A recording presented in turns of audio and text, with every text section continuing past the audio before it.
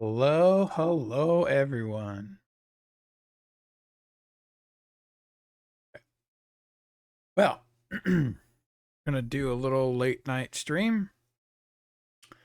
I'm gonna continue working on the. I put the new name. I put um project code name, The Legend of Clover, aka The Wondrous Tales, The Epic of Clover. Um, this is the first game in a trilogy. This is why it's called The Wondrous Tales. Wondrous Tales being a series of stories, and the first game is called The Epic of Clover. And the code name for this project is The Legend of Clover. It's a 2D action adventure game, and so we're gonna be diving in and looking at some of the art that we made last week. Going to be updating the art so that the art needs to be rescaled down. The art was kind of actually really big and funky, so we'll be cleaning that up a bit, and then adding it into the game, then adding character movement. Kind of our goal for tonight. I won't be doing a lot of design talk today. We have the schedule. Yay, schedule. So I have set up on the schedule to do a working session tonight, which isn't listed. Kind of had an off week this week. Um, Kind of just like played some Legend of Zelda to kind of level set myself again. Um, but yeah, so tonight will be a working session to kind of continue off of what we worked on last week. And then Tuesday of this week, we'll be doing another working session.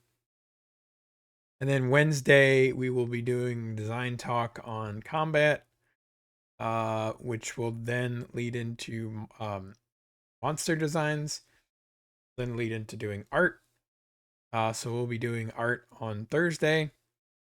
Then I will be out of town over the weekend. So Saturday there will be a break.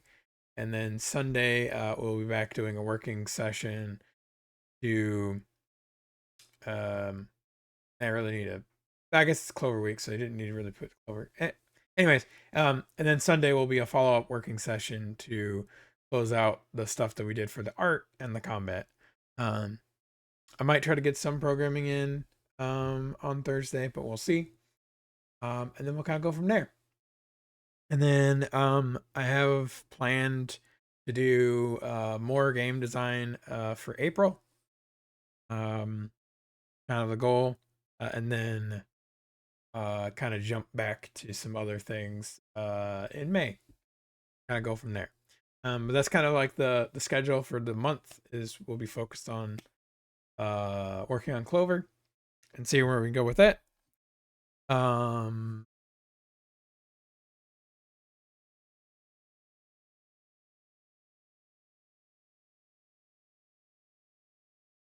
okay. Um, I will be sending out notices to see if I can get people to show up. So bear with me as I do that.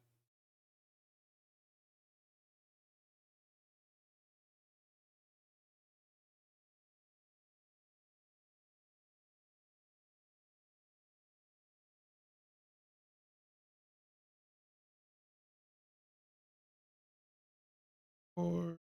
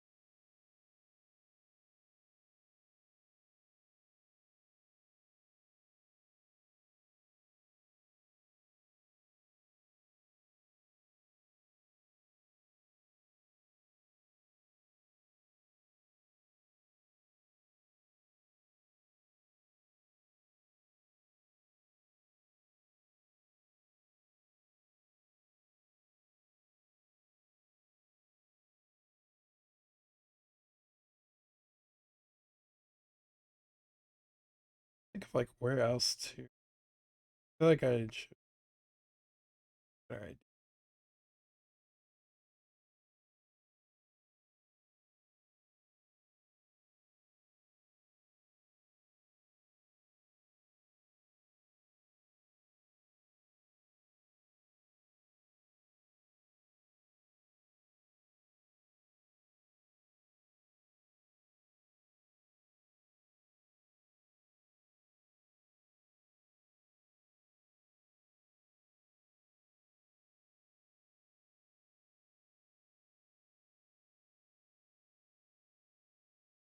Really trying to.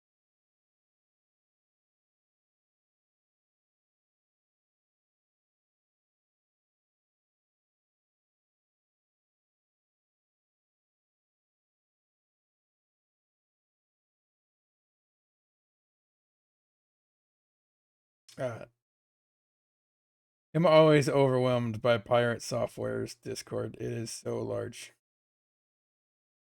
Self promotion.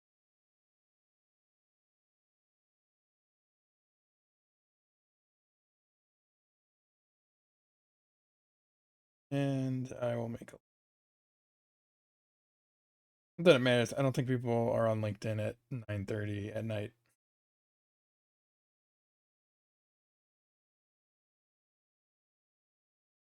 But it doesn't hurt.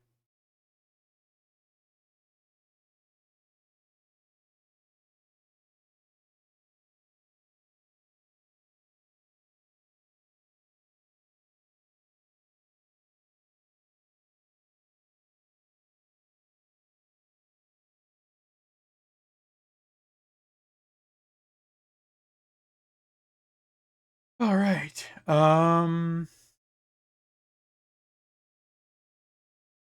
Okay. So we talked about the schedule. We have a Patreon page. Links are there, but you can also check out as I. Okay. This is the first time me trying out stuff with with scenes in OBS. But we have the wonderful producer tier. So the producer tier is you want to help provide funding for these projects. So if you're interested in help funding The Legend of Clover, this is the best way to do it. It is currently priced at $2,000 a spot. There are 8 spots available. People to fill out for those spots. I have a portfolio of projects that I need to actually make available at some point.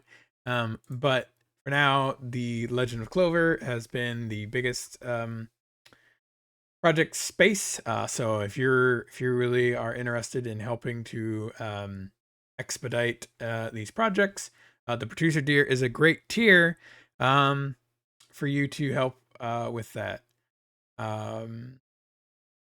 You also with that tier, you get your name in front row credits.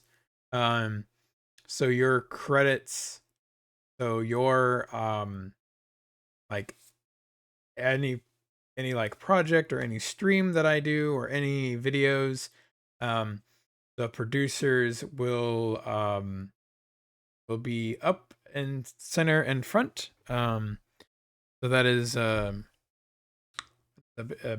big marketing plus. That's your type of thing. Um, I'm trying to think. um, you get to help kind of help with moving projects from being in the on hold to being worked on. So if there's a project that you're really passionate about, but due to timing and funding, I'm unable to work on those projects. You as a producer can help move that project a little bit more with the funding. The funding helps a lot. So that is why it's such a very high tier. But if that is something you're interested in, definitely greatly appreciate that. since we currently don't have any producers, I'll happily share the member tier uh, in the intro. So we'll go to that slide here shortly. Members, I'd like to thank our members for all the support we do. Currently, we have Doug. So thank you, Doug. You've been awesome. It's been a great, like 4 months now. I'm like counting. I think it's 4 months. So that has been really great. I greatly appreciate your support in that. Um, so with the members tier, you get access to the credits page. Your name will show up here, and I kind of like work with you to, if you need like a name and like a business or something, I'm more than happy to put that up here as well. May not always read off all the names. The idea here is it's $5 to get your name in the credits. And so your names will be in all of the credits of all the things that we do. That includes streams, videos, any like content that we create, or any like tools or products we create. Your names will show up in the end of the credits. Yeah. So if that's something you're interested in, it's $5 a month. May go up to 10. I'm still trying to figure out a good price point for that. But if that's something you're interested in and you'd really like to help support us grow, please check that out. That is very helpful. But with that, let's dive into. Oh wow, I need to set this up.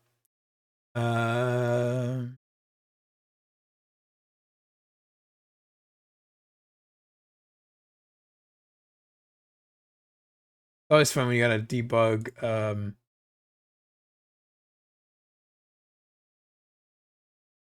When you have to debug OBS.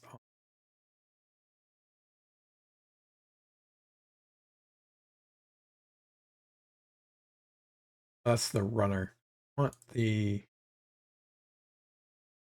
Oh, there it is. Gonna work. Yes. Wait, I just need to bring it into focus. Oh, there we go. Cool.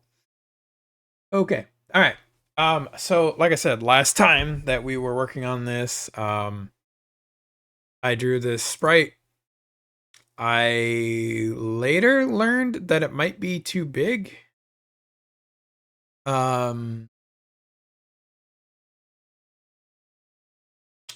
64 by 64. I want to go find that video that I was watching earlier.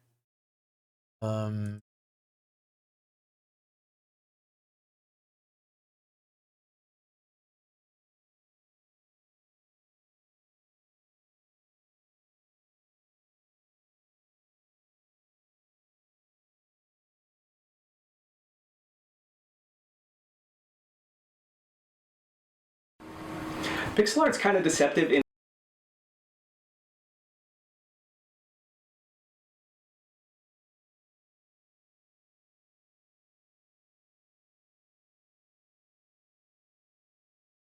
with Tifa, the focus for the line work is. Okay. So in this example, does he do the? He do. There's a really good video that. There's one that just showcased a bunch of characters. Oh, here it is. It is this video. So it's just showing like some random characters that I don't know what they're from. And Link is 21 sprites high, and my character is 64 sprites high. And I think he goes. No, he doesn't. This isn't the one. So I think I'm going to cut this character in half. And kind of go from there. But I'm not going to. I'm going to keep the one that I currently have, but I'm going to try to make another one and kind of go from there. So let me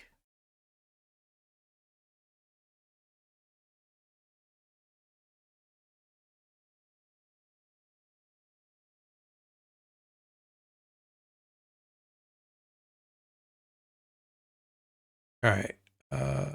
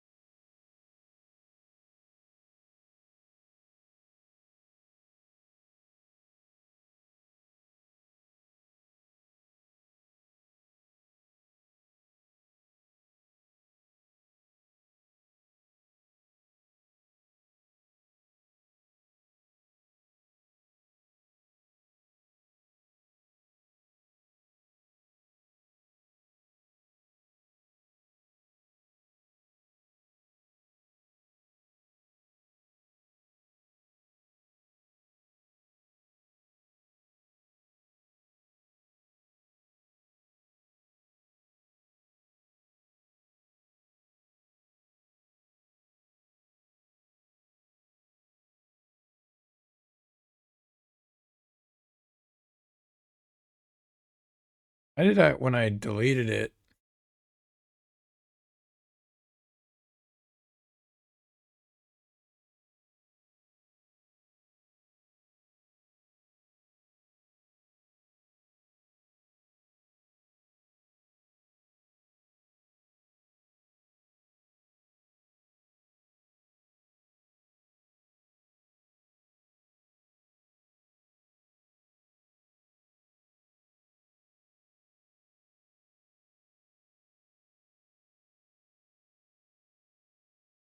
That is so weird. Um, we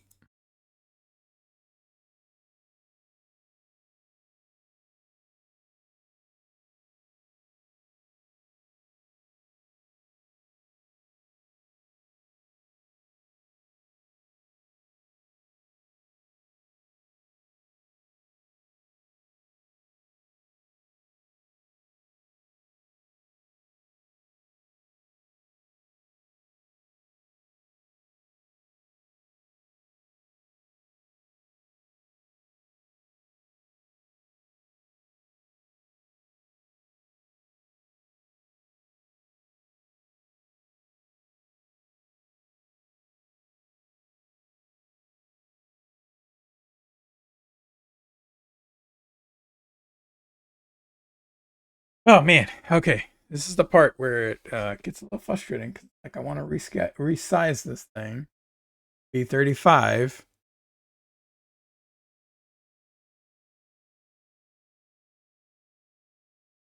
So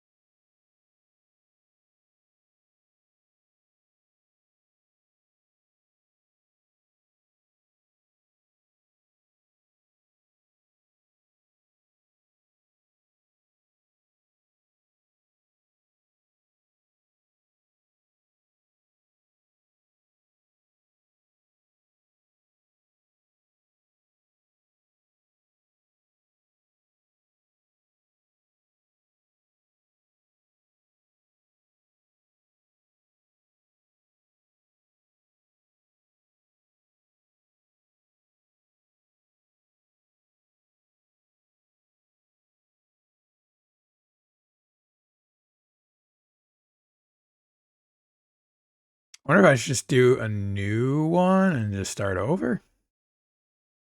And then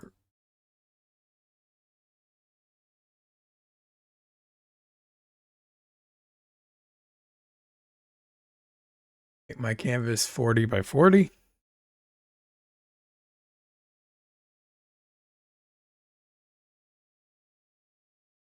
And then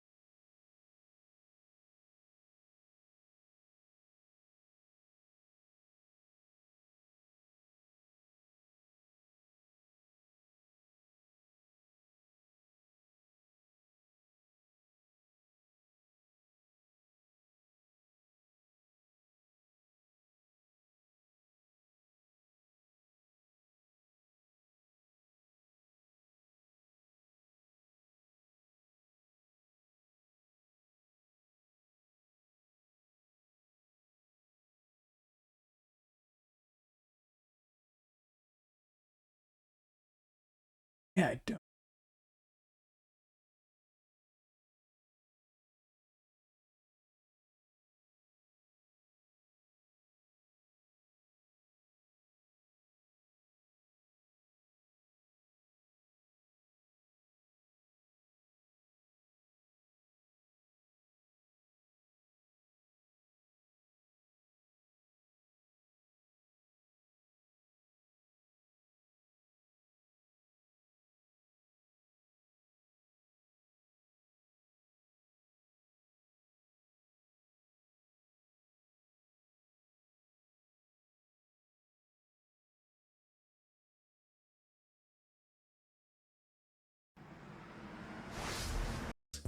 This video is for a tile map. In most cases, an antagonist.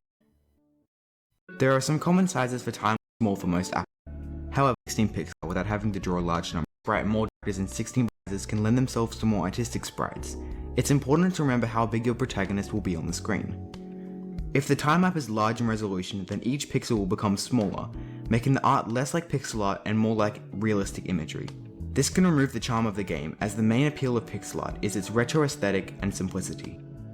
This graph shows the relationship between the quality of the artwork and the resolution. It peaks at around 16 and 32, which I believe are the optimal canvas sizes for pixel art, and dips at around 64, where you start to get a cross between realistic images and pixel art. Here you can get a very strange scale, where it's almost big enough to be a realistic image, but you can still see the individual pixels. Materials at different scales. Once a tile map size is selected, each pixel see here how the rock tile looks in each tile map size.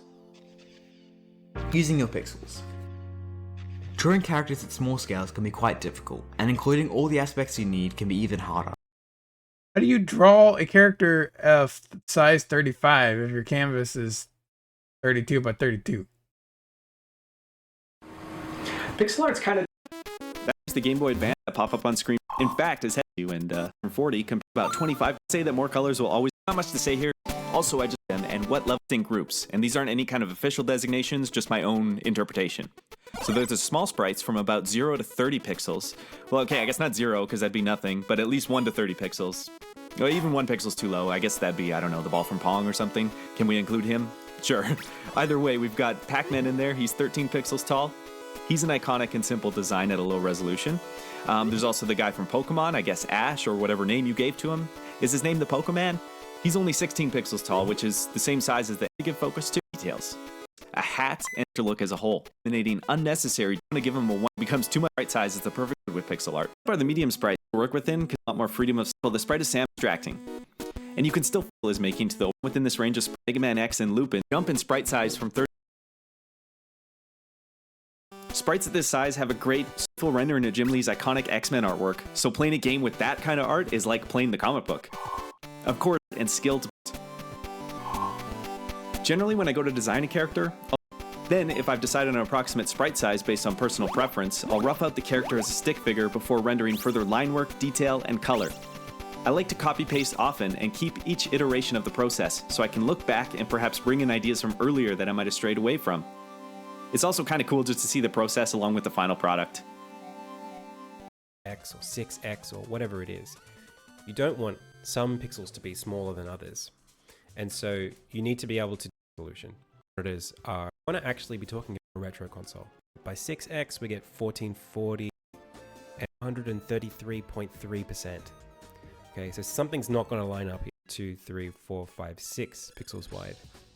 So something's going wrong where every so often we're going to get one of these bands that's wider than the ones next, and we're going to make it a pixel art indie games do it. You got a lot more pixels to play with. Pixel art indie games do it because more wide to fit proper widescreen, and that's where we're going to start.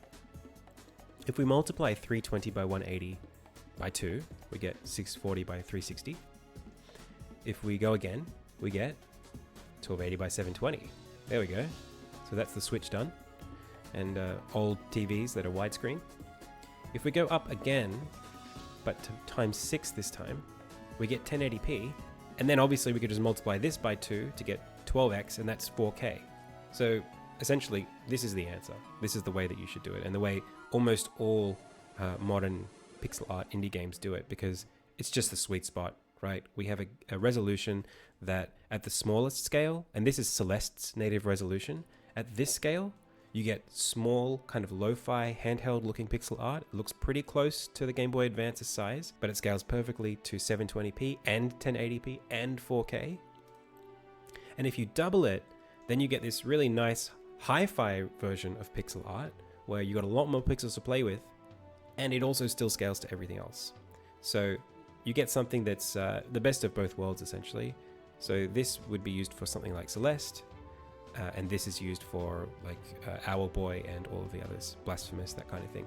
So if you're looking at making your own pixel, so the question of, what should a canvas size be for a character is a much easier question to answer for me, because there are so much more clear constraints around why you would make a character a certain size. Here we've got a lovely set of characters from different indie games in the last 10 years, with my own in the middle. The thing about this is 2. So, or a power of 2 into the 128. So resolution is the base. It's 320 by 180. Start to about 20%. This is really important. There's a reason for this, okay? The most obvious thing, and we covered this in like one of the first episodes of this series, you're effectively forcing whatever it is, obstacles, to gives you like, but essentially the solution and in aspect ratio for 16 by 9 popular. I want you to, it's really important perfectly inside ratio that maps 220, because they have the first multiply it up again where we'll just aim. So we're going to pick something else. Let's pick something that's quite close to the... Oh my goodness. Okay, sorry about that.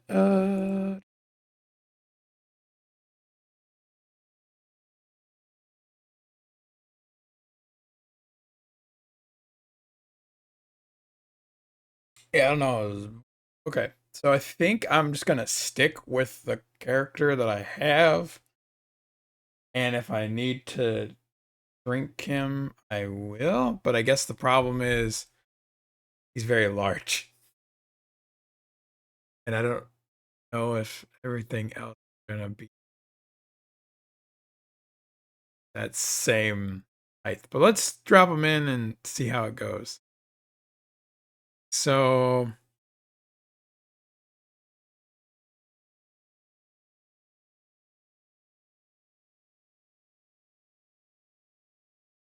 let me pull up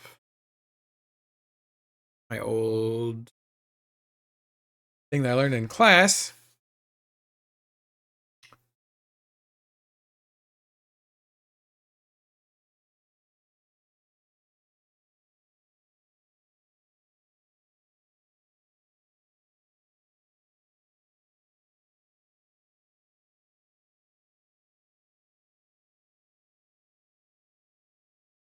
Here's now. Look at. I guess you can't. Um.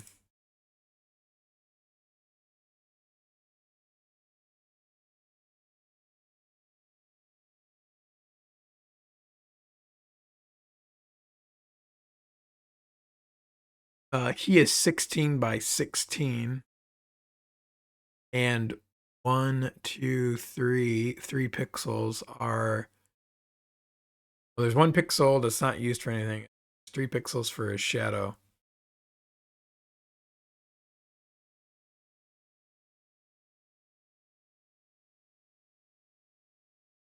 So, um,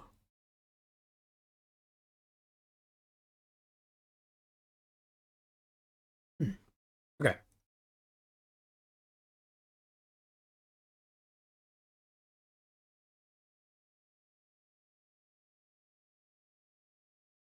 Well, we'll go ahead and drop them in and see how that goes.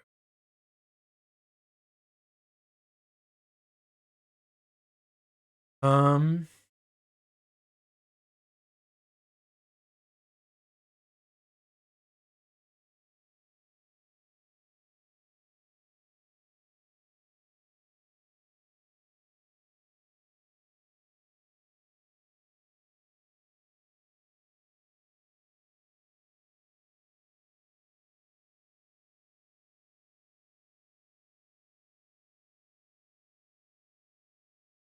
okay.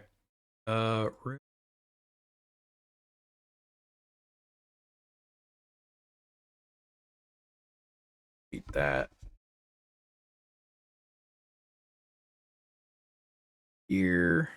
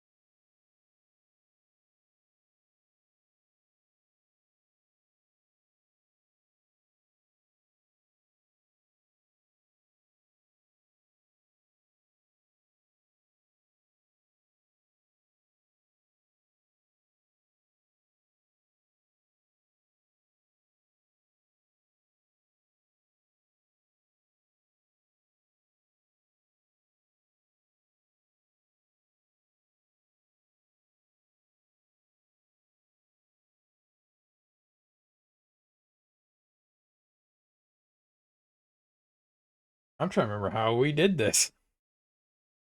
Uh, er,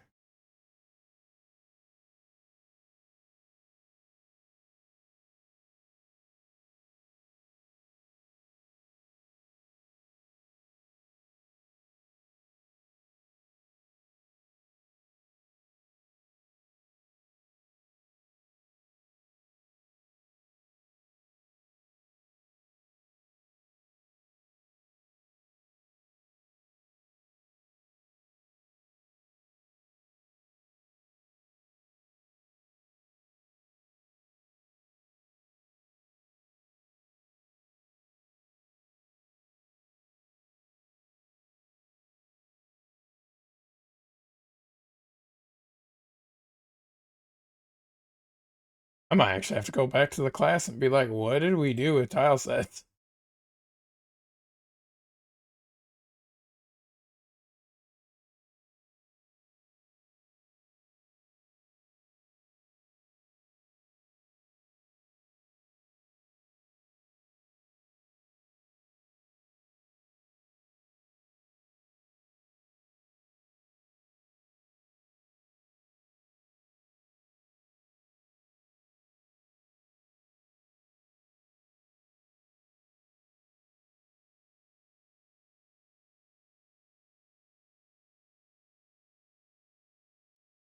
Hello there and welcome to a new lesson.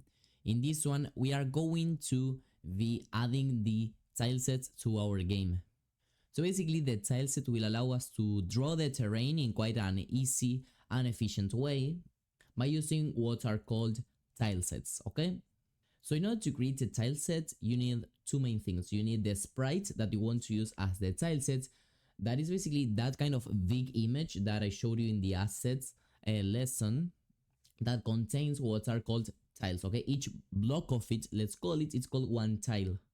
So basically the tile set will allow us to, in a way, crop all those tiles and use them individually in order to draw them then in our room. We will see this in more detail, okay? So indeed, let's go ahead and create the two elements that we need. So I will create the tile set and I'm going to be calling it TS. Select it over here, tile set. And by the way, something that you may notice over here is that, well, we do have all of the tiles, okay, these kinds of blocks, but on the top left, like the first block is completely empty. And the thing is that in order to create these tile sets in GameMaker, well, GameMaker cuts off the first tile that is positioned on the top left. So in order to avoid it not being counted, let's say that we wouldn't be able to use this tile if it is on the top left. That's why basically this tile has, well, everything like moved a little bit to the right and moved down also. Now when you open up the tile set, as you can see, it's going to require us to provide the sprite that then we're going to convert into a tile set. So simply here we can drag and drop it, okay? And we will see this window, okay? Now the thing with tile sets is that the amount of information that they have is huge, okay? So you have tons of things that you can create with them. So if we actually wanted to cover everything about tile sets in just one lesson, even two lessons, it would be so much information that then in reality the game doesn't have so much complexity in terms of tiles. So as you can see, here is the official post about GameMaker. As you can see, it is quite long, okay? So we'll go through the main tools, the main things that you are going to be using, at least for this course, and for the most basic usages of tile maps, or of tile sets, sorry. But you always have to know that they have more advanced features, more options that we may not actually cover. But if you want to actually cover everything about this tile sets editor, you can go ahead and check the official guide that GameMaker provides. So now we can modify here the tile set properties. And the first thing that you may notice is the fact that, well, here it seems that we have lots of squares over here trying to cut off the different tiles in a grid, okay? But well, the size, as you can see, they don't match with our block's size. So the first thing that you have to know when you are creating a tile set is the tile width and the tile height. And how do you know this? Well, there are multiple solutions for this problem. Usually if you download some asset pack from the internet, it always tells you which is the size of the tile, so you can just enter those values in. But if for some reason the creator of the assets don't know, if you don't know, whatever, you can either measure it yourself in some kinds of image editor and basically count how many pixels you have, or you can also try out here in the editor different values until you find the exact measure of your tile. In this case, this asset pack has a tile width of 88 by 88. And as you can see, these values do match the tile size. So what actually our tiles have here is separation in both the X and the Y. Once again here, the separation may be stipulated in the asset pack properties, it may be or it may not, okay? So in that case you have to measure it yourself or try out here different values. In terms of the separation, as they don't usually have much separations, you can basically try out here some values. Let's see 1 1 and you will see if that separation works or not. As you can see, we still have more separation. So it's a matter of testing and seeing if it fits or not. But in this case, I already know that the separation between the tiles is basically 3 pixels. And right there, you do see that that everything is okay. So basically, these white squares will determine the tiles themselves, and as you can see, they match with where the tiles are actually. Now there's another option that could be worth mentioning for other tile sets that you may import, that is the offset. So for example, the best way of explaining this and for you to understand is using this property. So let's give it an offset of 3 in the x and 3 in the y. So this will basically move all the origin point. I gotta redo this. Okay, so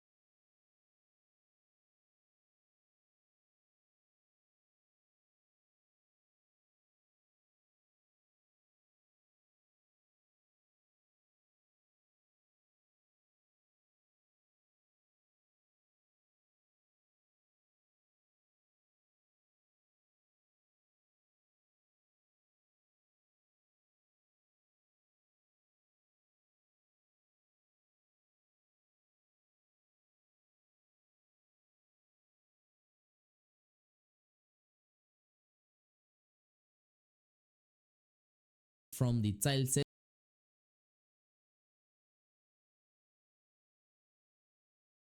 well, as many units as we put over here. As I told you, GameMaker by default omits the first tile that would be over here, okay? So the origin of this tile is exactly over here, okay? So if we basically move it, we basically put there some kind of offset, well, then the origin of the tile set will then be modified. But well, in this case, we need no offset. Now with this, our tile set is actually completely set up. So in the next lesson, we will actually start using this tile set inside of our room in order to start drawing our terrain. So I will see you there. Hello there and welcome to a new lesson. In this one, we will start drawing our tiles that we have set up in the previous lesson by using the tile set asset, and also we used a sprite in order, well, to have here the image of the tile set. We learned the properties of it and we actually made them fit our actual tile set. So now we are ready to actually start drawing our terrain. So I will go to the room game. In order for us to actually draw the terrain, we must add a new tile layer, okay? Because these are the layers that we can load in the tiles, okay, and start drawing them. So let's add here this. oh shit, how did he? Man, Hello there and wealth, and then I will determine when that has it will open the room v completely black, that any color have already created a color that I will share with you. You can basically copy this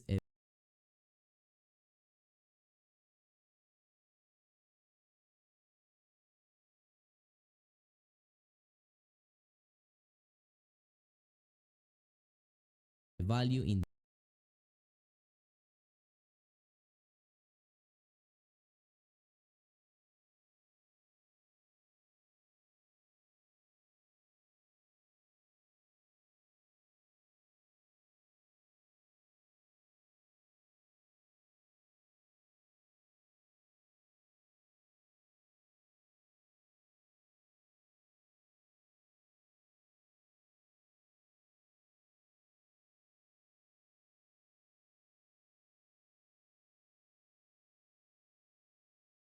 and here we have a property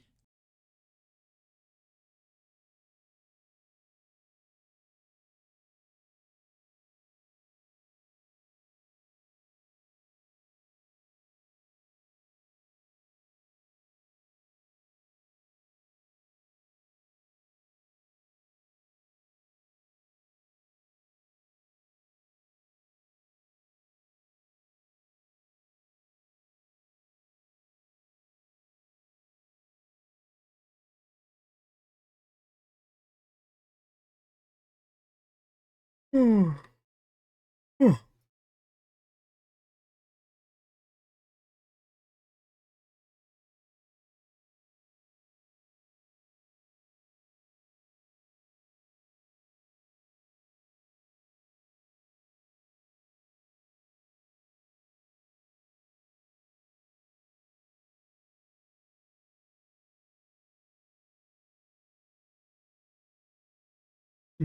it's been one of those nights. All right, so we got the green. We're gonna go back to drawing.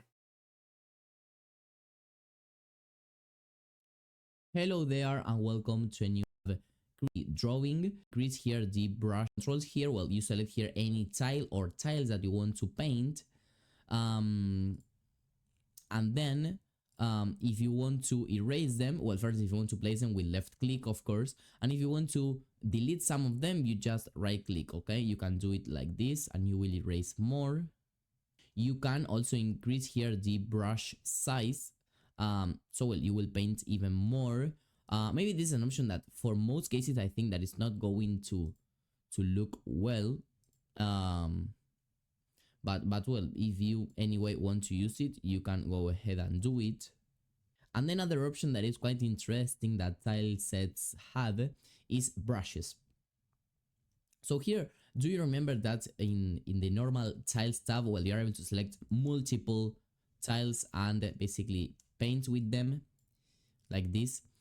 Okay, well, basically brushes will do the exact same thing, but they will provide like a shortcut in order to do this, because, well, let's say that, for example, I want to paint like this, the dirt, okay, and I also want to draw this tree, okay, so I would do this. But what happens if I want to come back to these initial tiles? Let's say I will have to select them once again.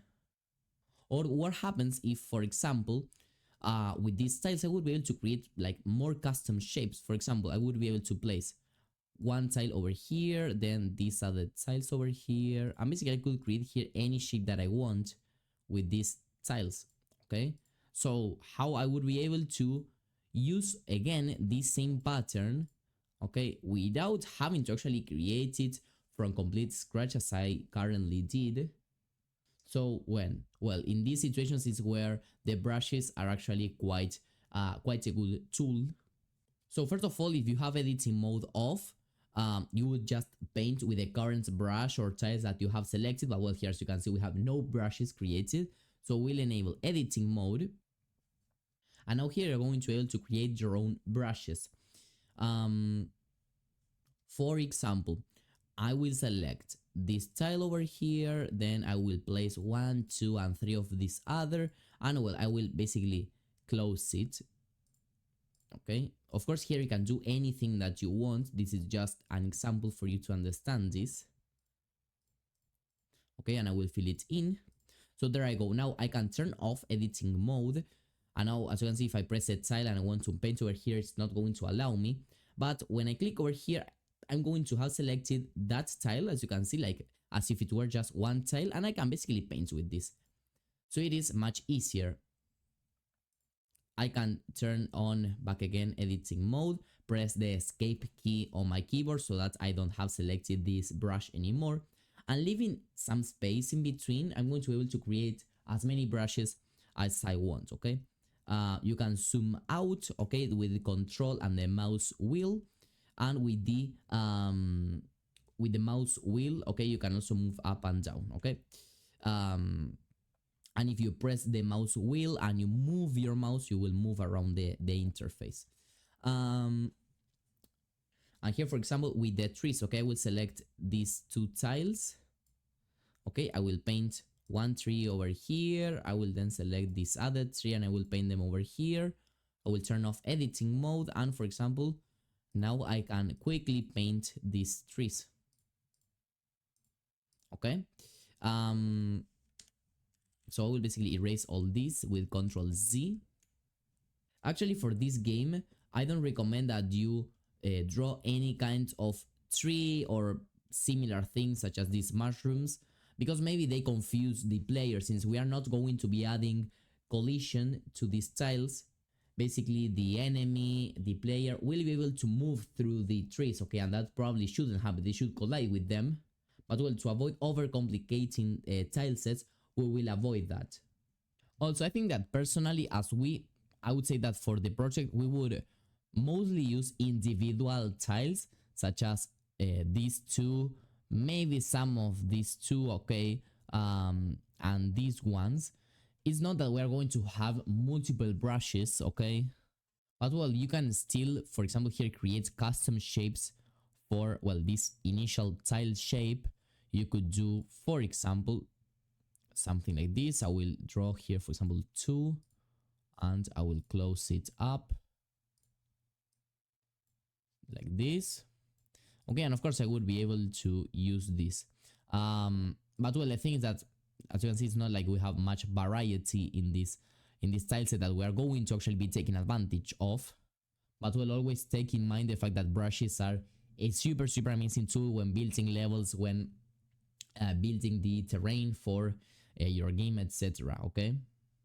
Now, one thing that happens with the tile maps, with tile sets, sorry, is the fact that you are not able to draw outside of the room, as you can see. And our room is currently quite small because, well, we're going to have the player, and the player is going to be able to move around. So the space that, for example, we have here to paint things and to create our own designs and wherever isn't super big as it should. So let's come back here to the assets, and I will press here in the room game. You can here make your room as big as you really want, okay? There is no limits with this, but of course, the more space that you have, the more you have to draw to actually fill it in with something. In this case, I will use a width of 2000 and a height of 1000, okay? So this will give me enough space, but I will still avoid having to spend endless time decorating the environment and the terrain. So yes, the thing is that now with this, you do have much more space to play around with your brushes and with your tiles, so that you can actually now build your own terrain. And here is where when the first challenge of this course will start. So basically now using all the tiles, well, maybe not all, maybe you can just stick tiles, so that you do have space that you have, the more you have to draw to actually fill it in with something.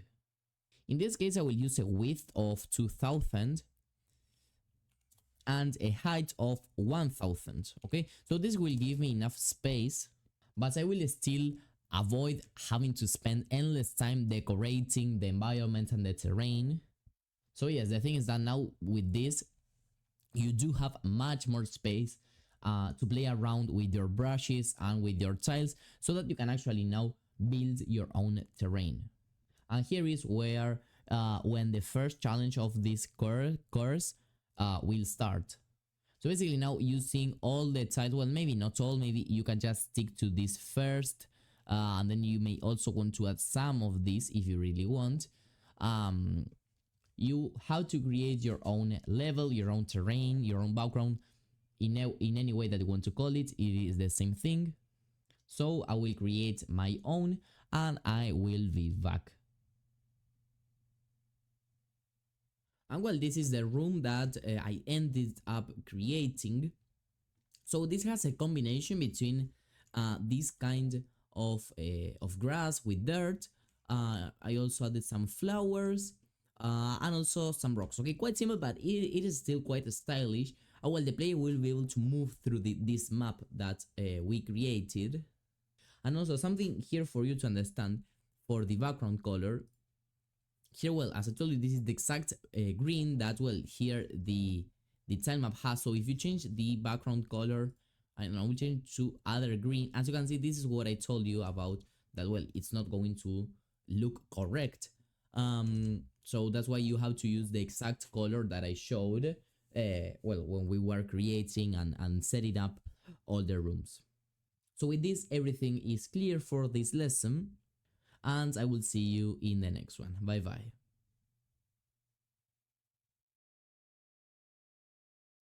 Hello there and welcome to a new lesson. In this one, we are going to be creating the walls for our game. So the walls will have different functionalities. The first one, well, they are going to be a pretty simple obstacle that is going to avoid the player and the enemy from moving through it, and it will also limit the ranged attack that then we are going to be creating, that would be the bow, because if the arrow hits the wall, the arrow is going to be destroyed, so it's not going to be able to hit any enemy or even the player. And also for the short range attacks, the player will be able to Oh my goodness.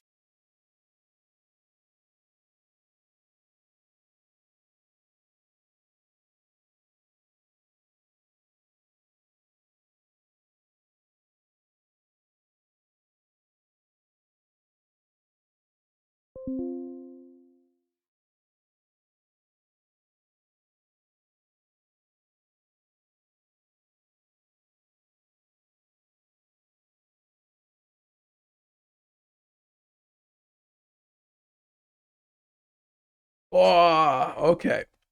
Um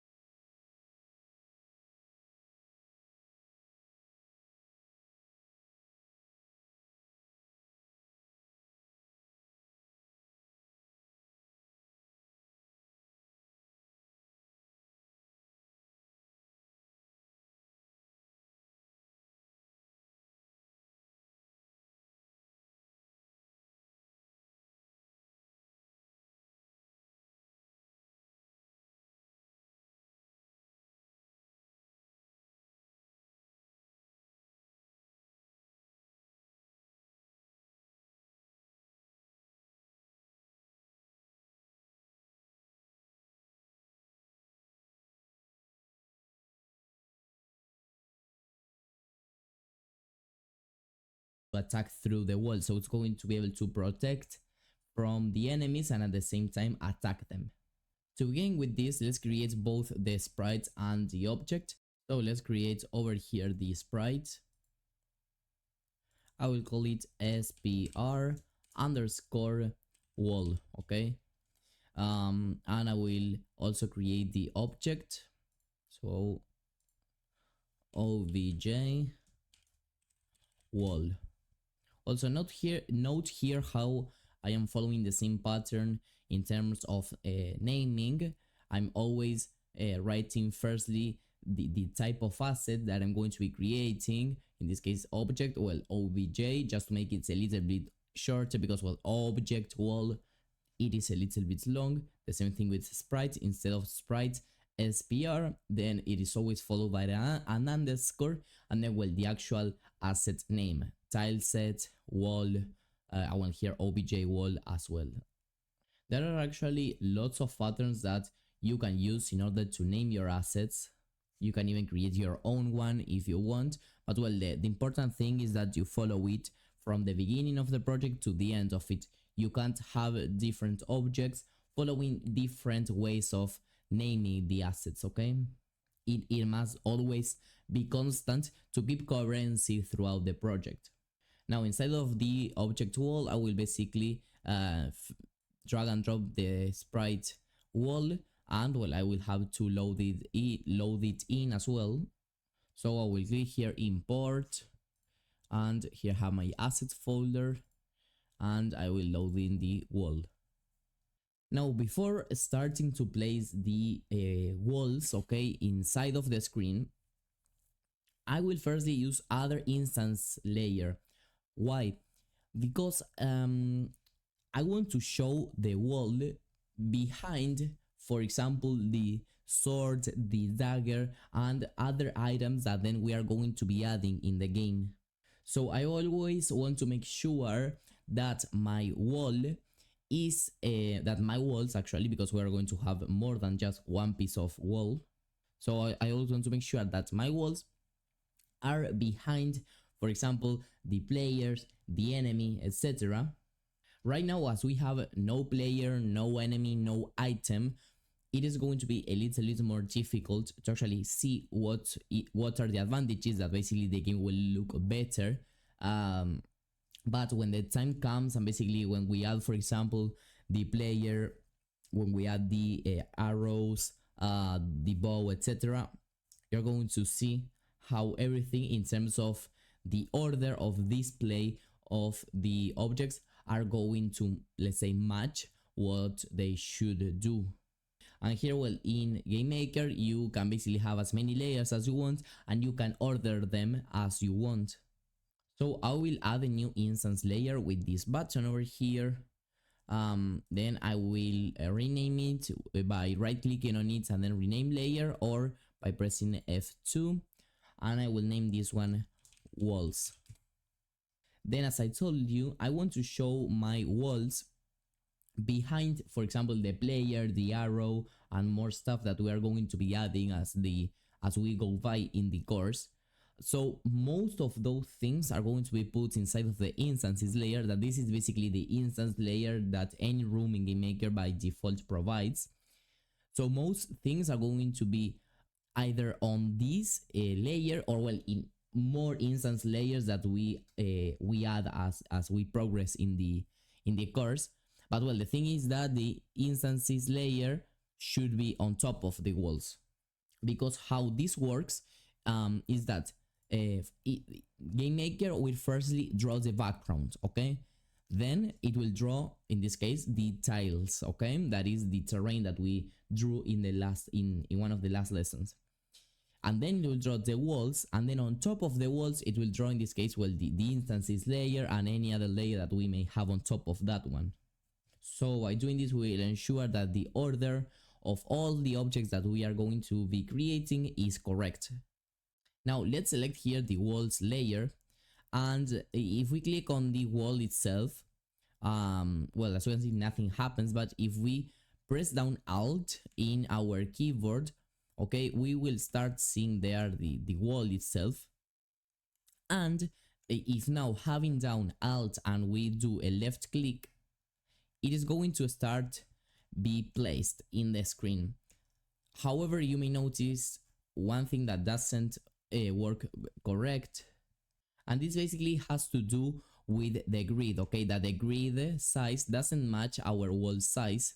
So I will disable the grid, and then I will also just delete these walls, okay? And now with the Alt, okay, I'm going to be able to draw these walls, and as you can see, they are going to be like stick together, and the way in which I'm drawing them will match the actual position that I would want, okay? Or for example, if I would like to move these two, okay, I would be able, I can hold down Control, okay, and there I will select both, and I can even move this one, okay? So here you have complete freedom. You can as with the terrain, you can copy here what I did, you can do your own, there is no problem. I already have an idea of what I want to be, of where I want to be putting the walls, so I will follow something similar, but well, feel free to adjust this, okay? So I will first of all start off by drawing here something like 4 walls, okay? And I will place them together like this. Okay, yeah, they're 4 walls. And I think that also one more wall over here is going to work fine. Or actually, other thing that you can do, you can open up the sprite, and here you can take a look at the width and height, and then use these values in the grid. So basically here you can click on this arrow over here and modify here the grid size following the sprite size. There we go. Now we can erase these walls, and now with the grid it's going to be much easier to position them. So I will draw two walls over here, then 2 more like this. Now on the top I will do right here 2, 2, and then other 2 over here, and another 2 to have a total of 6. From this wall, I will separate myself 2 blocks, and then here I will also put some blocks like this. I will put more blocks over here, and finally on this last section I will draw one line over here. Okay, and then at the bottom I will do other line from here to something like here. Once again, here feel free to adjust the position of these walls. You can also reset the grid size if you really want to 32 to 32. And also, as I have already mentioned, you don't really have to exactly draw what I drew over here. You can draw whatever you really want to. The point is that, well, you do have some kind of good looking terrain using different tiles, and that you also have some walls in different positions. Okay, so this is all for this lesson, and I will see you in the next one. Bye bye.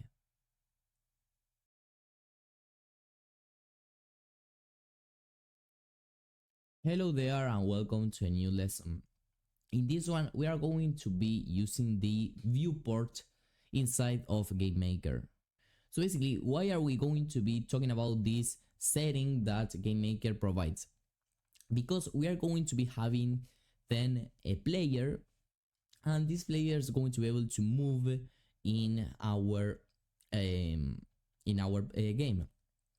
Not only that, but also the player will have a camera that will move with him. So when we want to have some kind of object that will move along with the camera, well, in that situation we will need to start discussing viewports.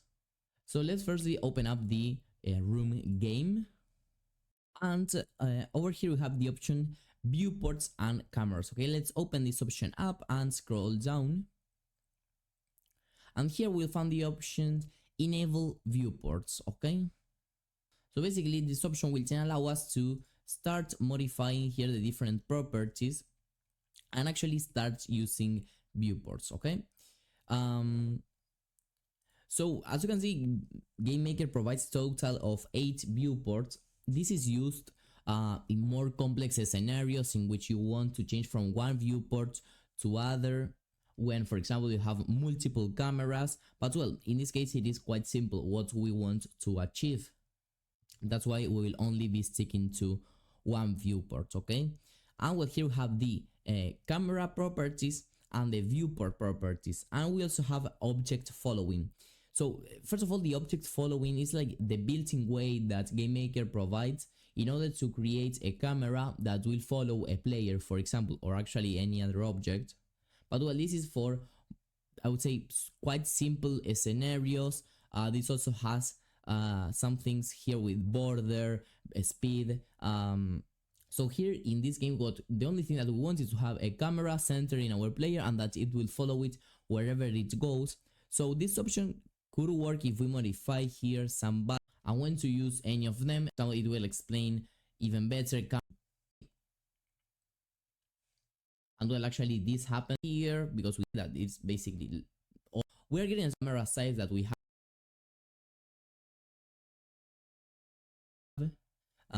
We are actually playing, this handles the window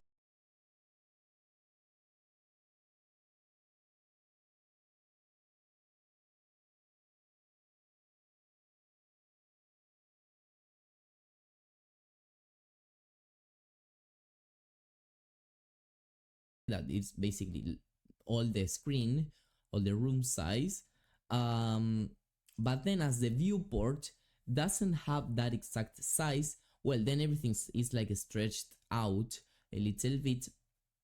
So now if we match the sizes over here in the viewport and the camera, Oh my as in goodness. most cases will be, we are getting, as you can see, a much bigger window. So now if we match the room size, but then as the viewport doesn't have that exact size, well, then everything is like stretched out a little bit. So now if we match the sizes over here in the viewport and the camera, as in most cases will be, we are getting, as you can see, a much bigger window that exact size. Well, then everything is like stretched out a little bit. So now if we match the sizes over here in the viewport and the camera, as in most cases will be, we are getting, as you can see, a much bigger window.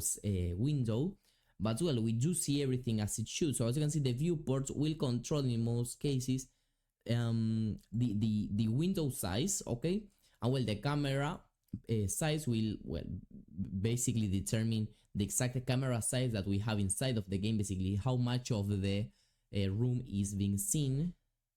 But in order to avoid any kinds of issues in terms of stretching the window or whatever, in most cases they always match in width and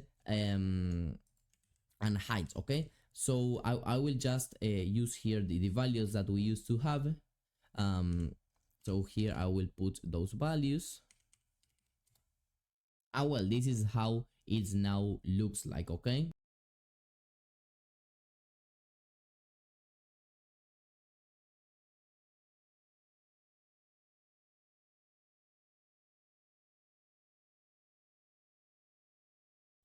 If you modify here this value moved a little, let's also modify here the viewport. What happens?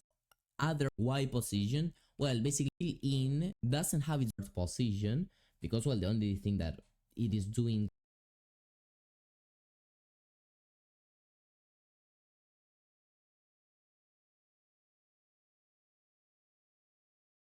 currently with these settings is creating black bars around the window. Well, in most cases we don't want that because it doesn't look good. And the camera position, we are going to be modifying it by code in one of the following lessons in order to follow the player. That's why basically all the positions, okay, in both the viewport and the camera, at least by default, they are going to be 0. The viewport position will always be 0. We always want to have our viewport position in the 0, 0. We don't want to have any kinds of black bar.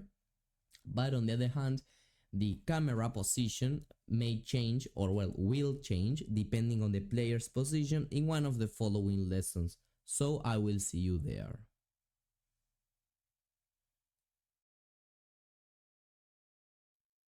Hello there and welcome to a new lesson. In this one, we are going to be creating an initialize script, and also we will set up there on our player feed a globality of key variables. Get started, I will be asked here what scripting language I want to use in it. Open this script. But for now, I will basically deal variables, okay? And as site manager, of reports use the value once. The script's updated. Call it this one height, okay? So now indeed these two variables, these two global variables are now initialized. Basically they do exist in our game with, in this case, values of 0, okay? So this isn't the real viewport height or width, but open it up, calling to view camera, and here the index is going to be 0.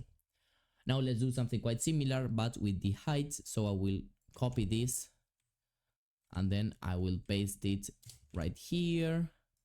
This is going to be the height. I will also want to get here the height instead of the width. Okay, and there I have it. So let's go again through the process of this. But before, let's actually instantiate the manager in our game, because, well, we do have the manager like existing in our assets, but it doesn't exist in our actual project. Okay, so these variables are not being modified because the object is here but isn't inside of the actual game. So at least for now, I basically select here the instances layer and drag and drop it in this one. Let me explain a little bit now that we have the code. So first of all, in the script that is called before everything, we initialize these variables, okay? And then we actually set this variable values inside of the manager. Okay, in the create event here we say, okay, once the room exists, once the camera, viewports, and literally every single component of a room exists, only then I'm going to be able to get the viewport width and height, the camera width and height. Sorry. Because in reality, if you, for example, tried here to get the viewport width and height, you would actually have an error, okay? Because it will tell you, okay, but the room doesn't exist right now, there is no viewport, so you are trying to get a viewport that currently doesn't exist.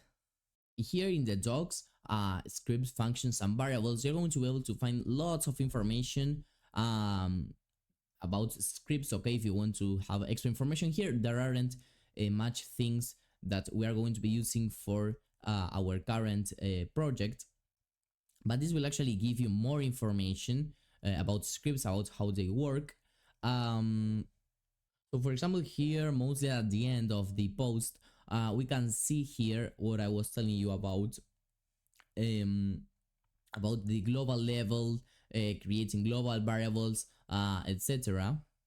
And well, as you can see, for example, here we have the example where some global variables are being created in the exact way that we created them. So this was just a quick setup, because we will come back to these both components, basically to the script and to the manager, and we will continue adding more variables and stuff that we are going to be using for the project. Okay, but at least with this we are now able to start with the player movement, to move the camera with it and more stuff. So I will see you in the next one.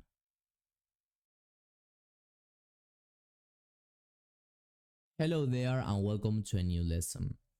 In this one we are going to be creating the player. Okay, the thing is that we want to add the player, the camera movement, so that we can actually start seeing something inside of the game window.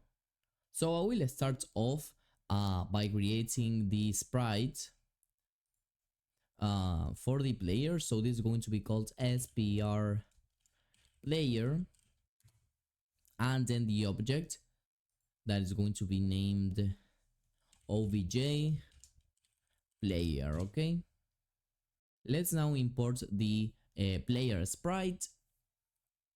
So here we have it. Now inside of the sprite I'm going to center the anchors. Okay, so I will set them to be in the middle center. Why? In most cases, when you want to have a sprite that you are moving inside of the screen, and then for example we are going to be creating a health bar for it, so we are going to be drawing things through code, it is going to be much easier to position these things.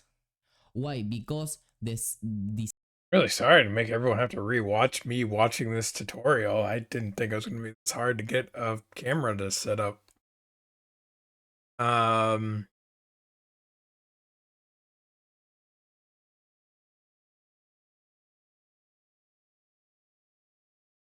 have movement. I just have it where my character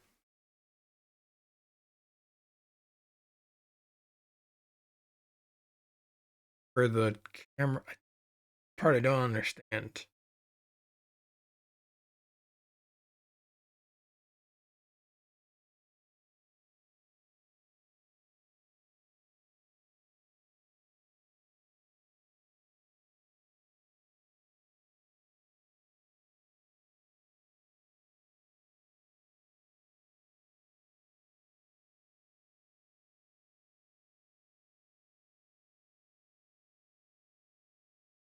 Oh, there we go.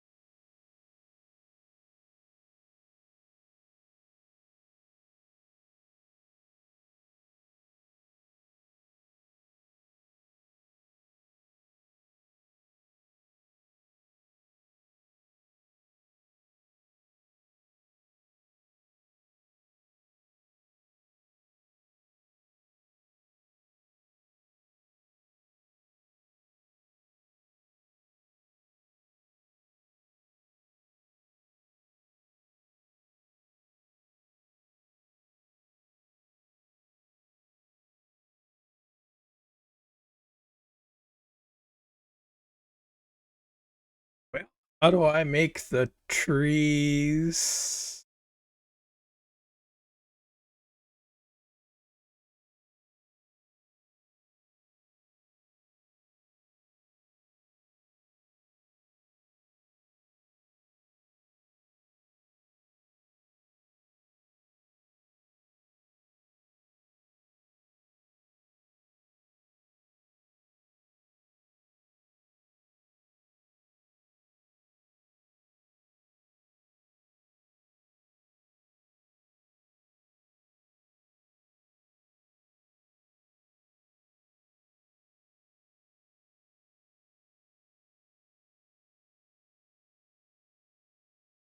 Oh, time to start Googling around.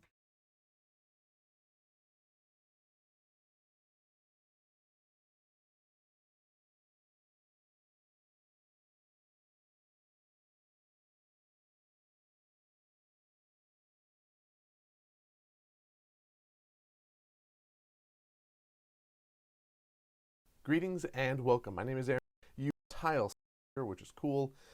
Any will zoom in and we'll there you go. Side of there. So let's go into the more useful when you those transparent pixels aren't deleting the other ones on the in Game Maker. Today is auto tiling 40 the maker wants. Grab for the first one, then one that looks right. Connect it, and I think magic. Really hard to find and move them around and create them yourself, I guess. Ready and so much more because it's going to take you from knowing nothing to be able to make your dream game by the end of the exercises that are inside of this book. So check it out, and if you're more of a visual learner, then you can check out the Welcome to my channel A Create, the channel on drag and drop assign before, right? So create Dream Village event map. Now created new sprites, 16, but we want to use 32 by 32. On the right side you can change all the properties with. Now we can create a new tile layer and we can select multiple tiles at once to create a way to fill. Click on the asset tab to get back on your tile set, double click on it. Brush Builder makes selecting different objects easier. All together, bigger, new bridge. Stuff in it's a great way to enhance your own workflow and tile animation. And I really love this. And it's just very simple. You just set to your own desire. And now we are going to look at auto tiling, which is a bit more advanced. Tile set or set. Click on it. Yes, it is just to. In this case, we are going corresponding light to ground. When the grass side on the left keep blank. Go back to the root or bridge the tile library. As you can hear, I really love this dirt back. As you notice, when we just it is like objects, smaller objects, just place with making your unique scene. If you like this video, share some love and don't forget to subscribe to my channel. Next week I will show how to create an RPG based health and mana system in Game Maker. Have a nice week, create more, enjoy more.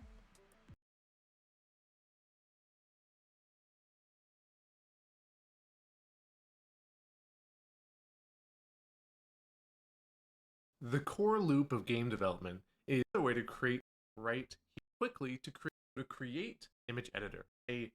Let's check your game collision map that you these zooms are an asset called and the variable object is using. It's your object and calls it object definition interior room 2. And I have a room called room level 1 maker.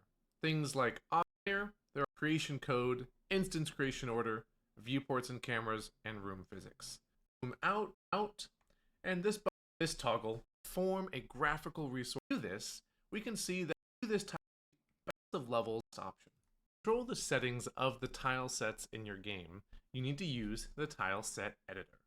Let's jump over to tile sets and sets. A sprite inside of it can come these ones like the brightness, like flickering torches, auto tiling, which allows for even faster room creation under specific circumstances when you have the right tile sets. All of these properties are available in the tile set. Man, no one explains how to get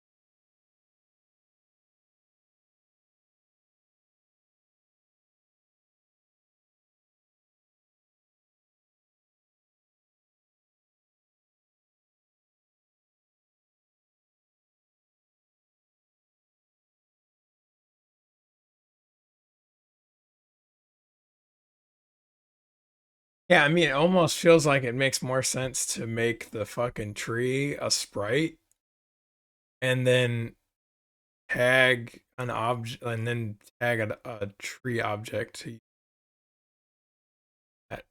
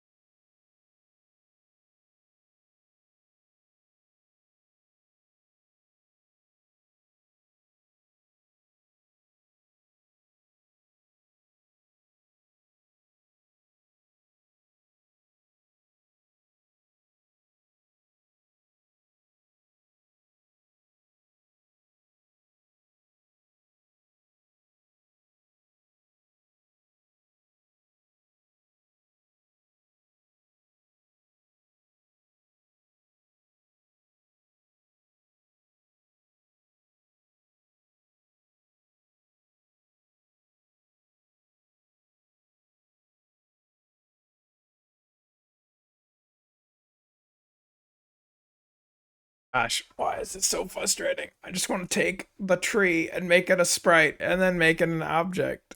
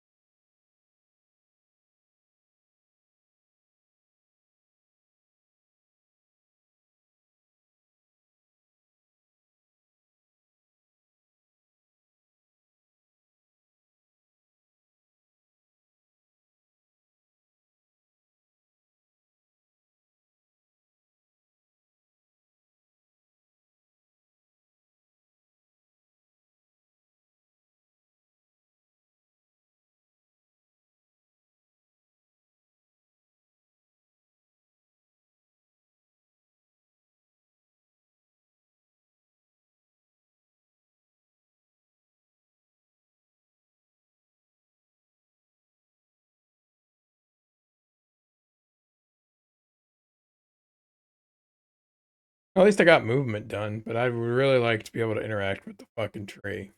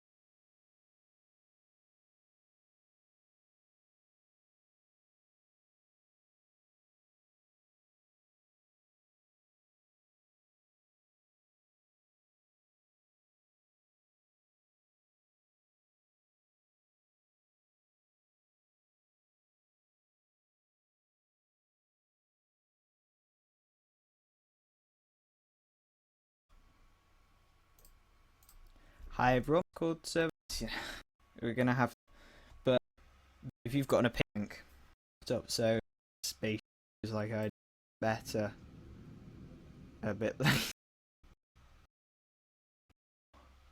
that. See the sides, a few Other alternative, it could be down the middle.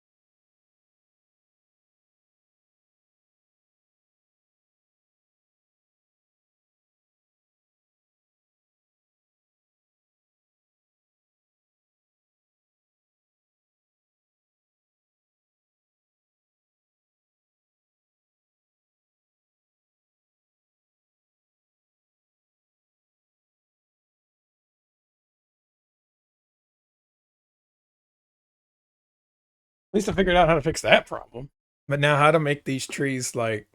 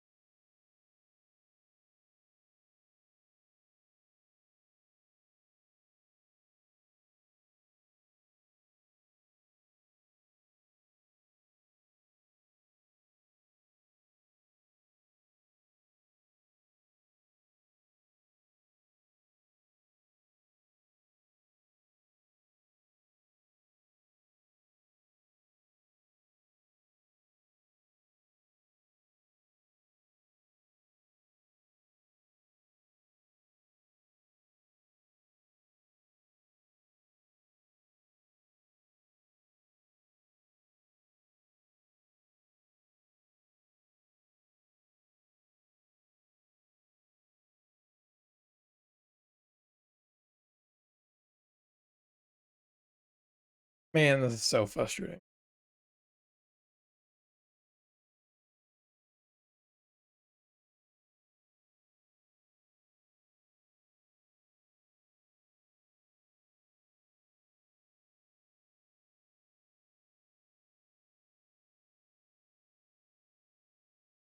All right, let me just see if there is a way to trick an object.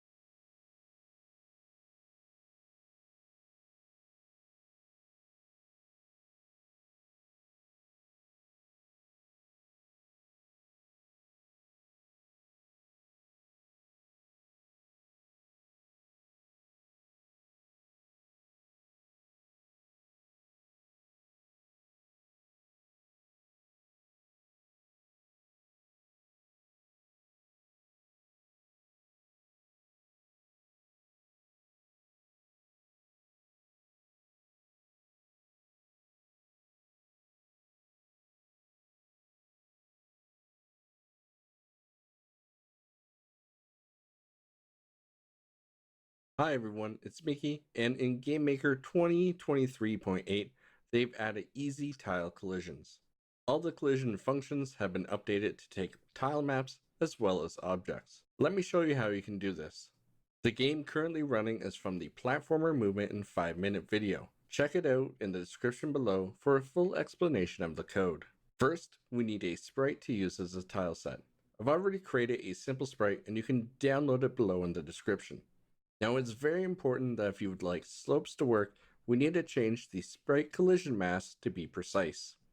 Now we can create a new tile set. I'll name this tile set TS_default.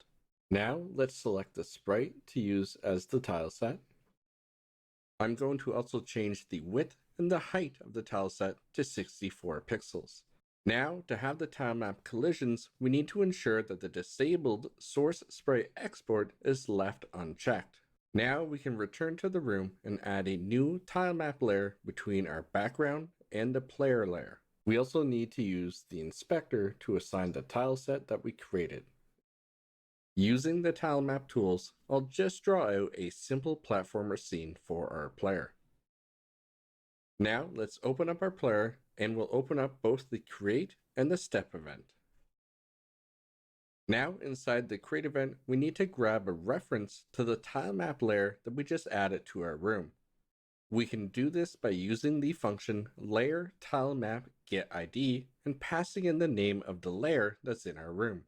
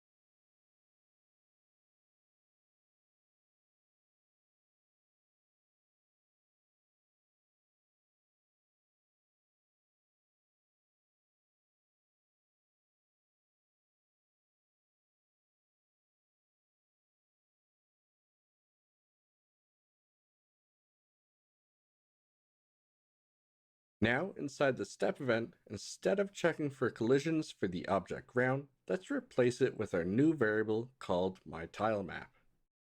So you can see that we're colliding with our tile map and our slopes are working, but we're not colliding with the object anymore. But don't worry, let's close our game and fix this up.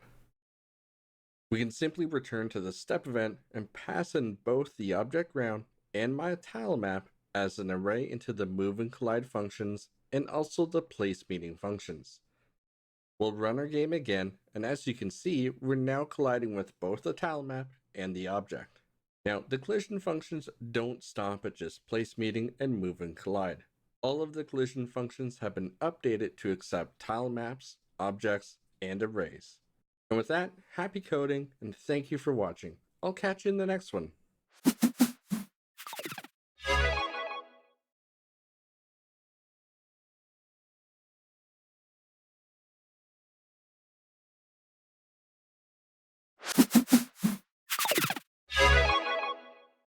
Greetings and welcome. My name is Aaron Craig with Let's Learn This Together. And today we're going to be tackling the Tile Set Editor in GameMaker Studio. The Tile Set Editor is a fantastic tool that allows you to create an almost infinite variety of levels and do it really quickly and beautifully with the tools that they've got. So what we're going to be covering today is how to create tile sets, creating your own brushes, how to set up animated tiles, and how to prepare auto tiles. Let's go ahead and dive right in. So to create a tile set, you actually need to have two assets. The first one is a tile set sprite, and then you need to make a tile set asset itself. So when you have a sprite, and if you're not sure how to get one, be sure and check out the sprite editor where I go over in depth how to create, add in your own sprites, and get them working just the way you want. But once you've got your own sprite right here, this is a tile set. It's just one large sprite. It's an image of 2048 by 1024. It's not split up into frames or anything. This is a tile set for the dungeon. Then you go to where you want to make the tile sets, right click, and create a tile set. I'm going to call this one T Dungeon. You could also name it TS Dungeon or whatever. It's going to be T Dungeon Tiles in essence, but since they already have that name, we're going to come up with our own. And I'm going to be replicating what we've got here and showing you how to do that step by step along the way. So now we have our tile set. Over on the left here is the primary window, which you've seen if you've made objects or sprites before. This holds the name, which you can change. It holds which sprite is assigned, so you can make a new one here. You can choose one to assign it, which we're going to do right now. And then it comes over here in the preview pane. You can also edit the sprite or edit the image directly.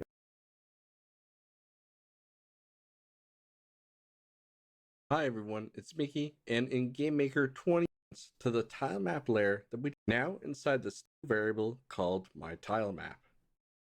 So you can see that we're colliding with our tile map and our slopes are working, but we're not colliding with the object anymore. But don't worry, let's close our game and fix this up. We can simply return to the step event and pass in both the object round and myTileMap as an array into the move and collide functions and also the place meeting functions. We'll run our game again, and as you can see, we're now colliding with both the tile map and the object. Now, the collision functions don't stop at just place meeting and move and collide. All of the collision functions have been updated to accept tile maps, objects, and arrays. And with that, happy coding, and thank you for watching. I'll catch you in the next one.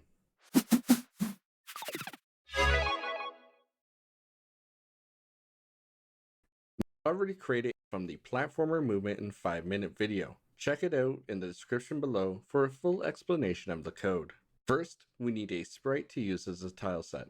I've already created a simple sprite and you can download it below in the description. Now it's very important that if you would like slopes to work, we need to change the sprite collision mass to be precise. Now we can create a new tile set.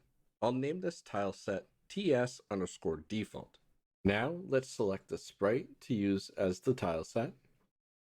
I'm going to also change the width and the height of the tile set to 64 pixels. Now to have the tile map collisions, we need to ensure that the disabled source sprite export is left unchecked. Now we can return to the room and add a new tile map layer between our background and the player layer. We also need to use the inspector to assign the tile set that we created. Using the tile map tools, I'll just draw out a simple platformer scene for our player. Now let's open up our player and we'll open up both the create and the step event.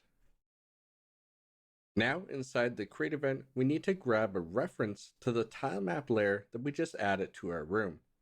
We can do this by using the function layer tile map get ID and passing in the name of the layer that's in our room.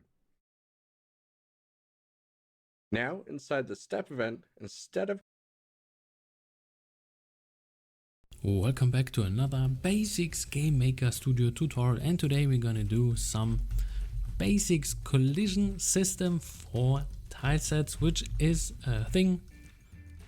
I just made a little poll for you guys in my YouTube community and they just said like, yeah, I want to have another video on that, so I'm gonna do this. This will be just for explanation a basics video. It does work and is quite robust, but this is just then good for integers, so basically full numbers. If you have walk speeds which are like crummy numbers like 1.3 or whatever, then this system will not work. So once again, little disclaimer, and for that of course I will do a second advanced video on, well, tile set collisions. But if you want to know how to do that with this very robust system, stick around.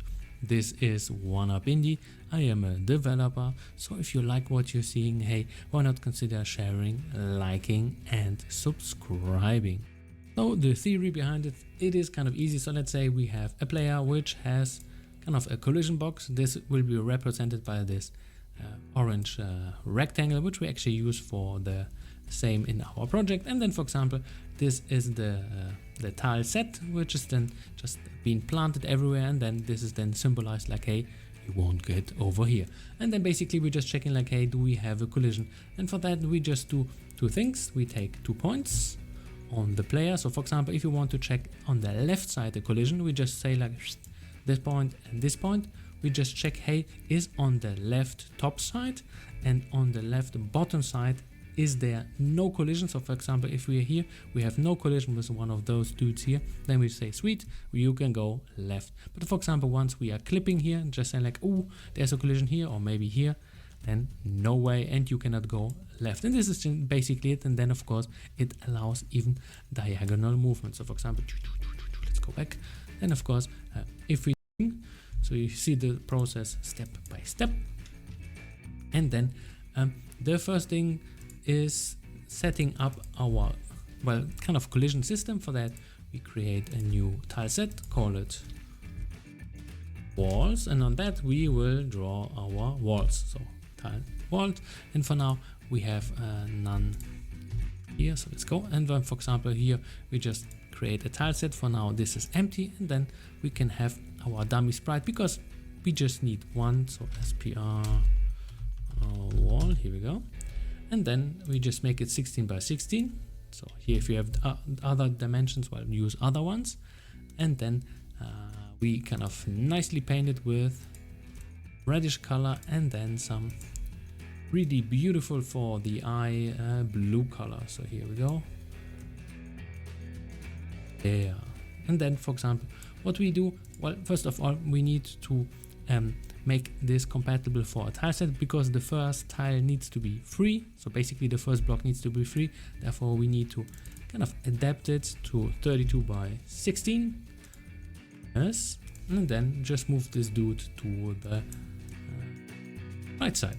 And then, for example, we can actually apply it to our, boom, to our tile set. And then we can close these guys. And then, of course, say like, hey, the walls, let's give them a tile set, the one which we just set up.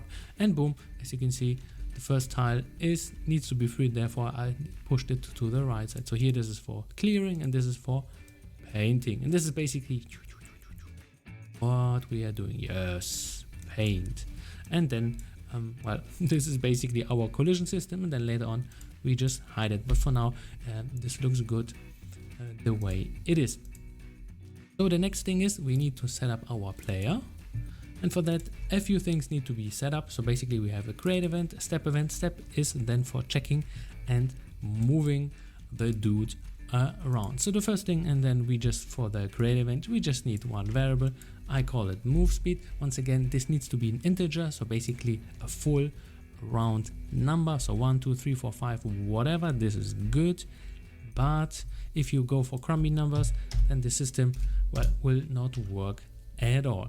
So the next thing, which is then kind of important, so for example, if you have sprites and then they have wonky shapes, therefore it is advisable in this easy system to have a separation between the sprite which you are using for animation and then one which you're using for your collision mask box, this dude here.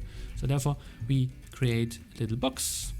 This is, for example, 12 by 12, a little bit smaller than the original tile set, so we got some wiggling room. And you can send that in the middle, and I did it for all the sprites also. And then, well, that's basically it, easy peasy stuff. And therefore, we just apply and not take the same as the sprite. We just have, well, this box assigned to it, and therefore we can actually check this out. So basically, we just draw ourselves, and then we draw a rectangle, so basically with the parameters of this specific collision or bounding box in red. Just, well, draw it over the dude so we can actually see. So the first thing which we want to do is get, well, controls.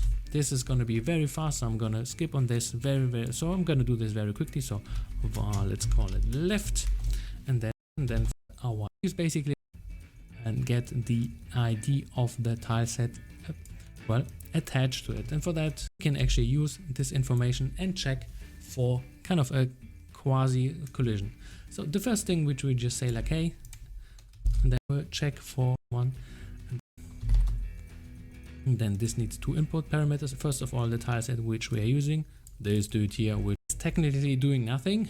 So give approximate top corner on that thing, return let's actually check this out.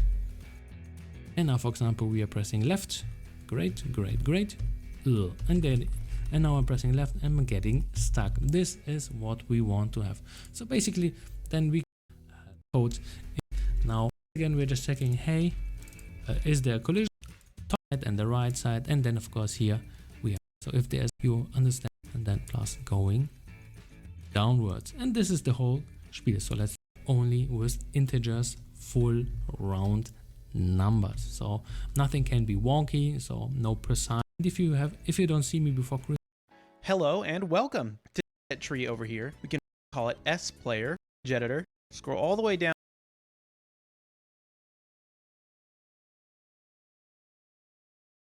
I'm using GML object. So moving our player feed into, and this get input arrow key and down key just like you do. We can, when we're talking about quick, just to show you how that. If I press the right group off, so we can change this up key as a on the graph over this, and simply need to highlight the alt key and place our player somewhere, and I can pick it up and drag it, and it can move around in all object the same way I did before, and I'm pairing my wall sprite to that wall object. And the great news is, so once you're done, I'm going to make some space in between getting my collisions, our left and right ones. So we're going to use a function called place meeting. So we're going to say if place meeting, and this function takes 3 separate inputs. So first let's do our x position. That's going to be our current x plus where we think we're going to be. So that's going to be plus our x speed. We're going to use our current y position as the second input, and then our final input is what we're going to be looking for a collision with, which is the wall. Then we can run some code.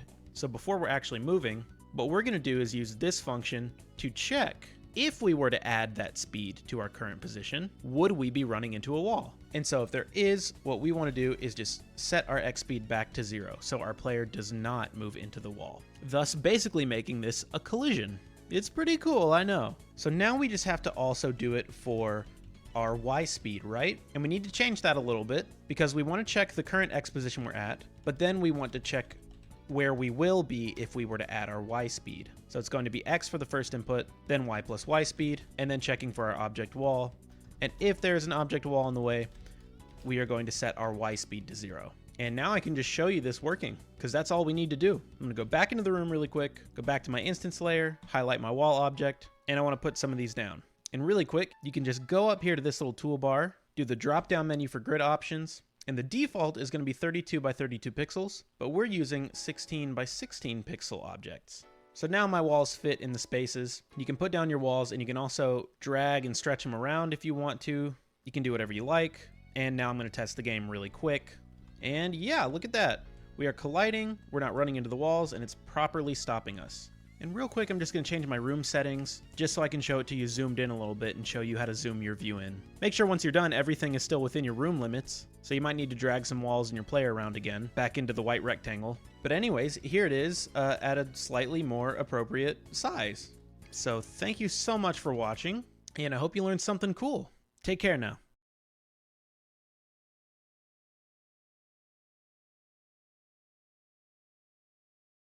welcome.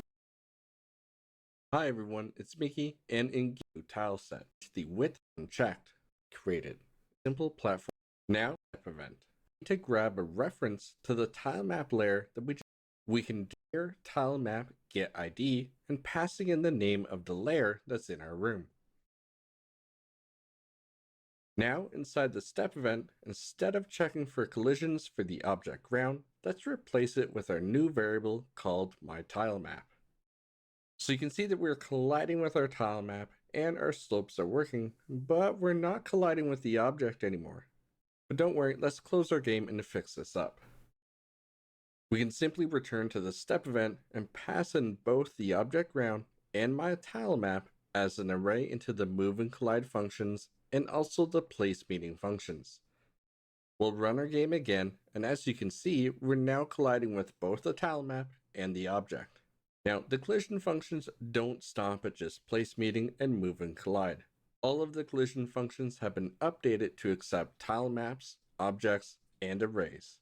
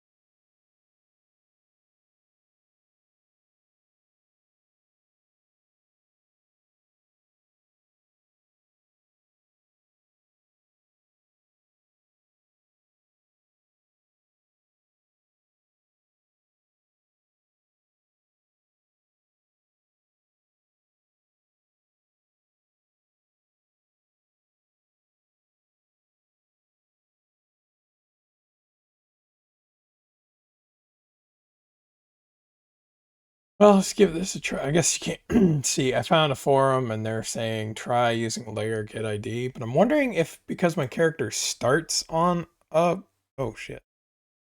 Um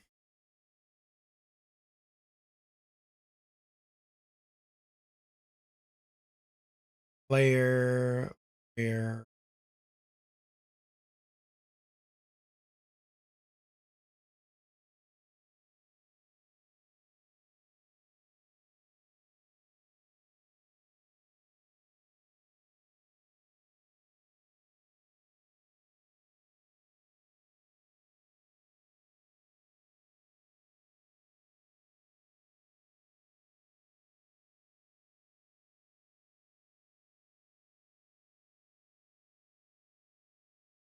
oh, there's a part of me who kind of wants to switch to Godot.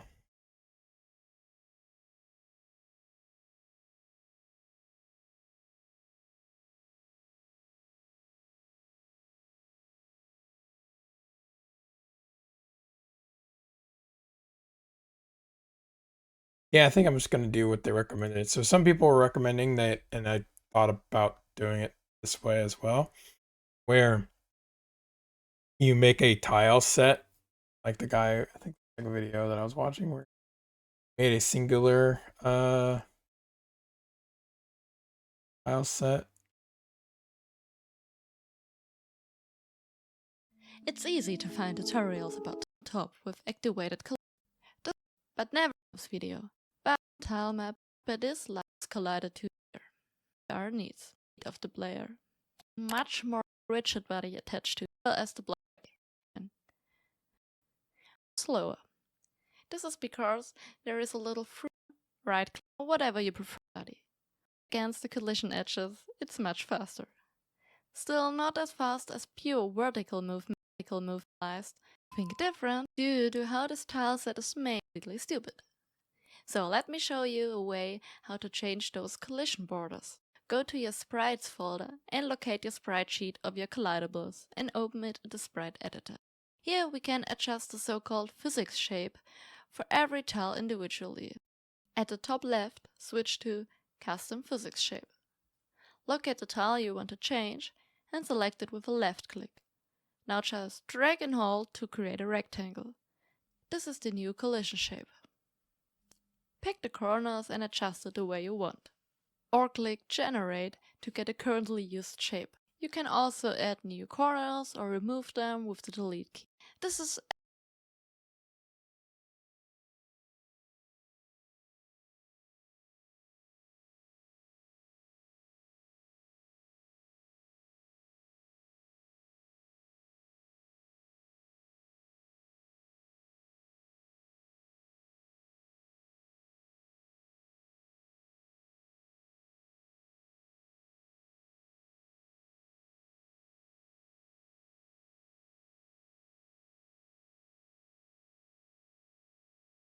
Welcome back to another Basics Game Maker Studio tutorial, and today we're gonna do some basics collision system for tile sets, which is a thing.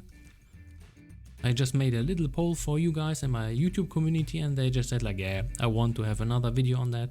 So I'm gonna do this. This will be just for explanation a basics video. It does work and is quite robust, but this is just then good for integers, so basically full numbers. If you have walk speeds which are like crummy numbers like 1.3 or whatever, then this system will not work. So once again, little disclaimer, and for that of course I will do a second advanced video on, well, tile set collisions. But if you want to know how to do that with this very robust system, stick around. This is One Up Indie. I am a developer, so if you like what you're seeing, hey, why not consider sharing, liking and subscribing.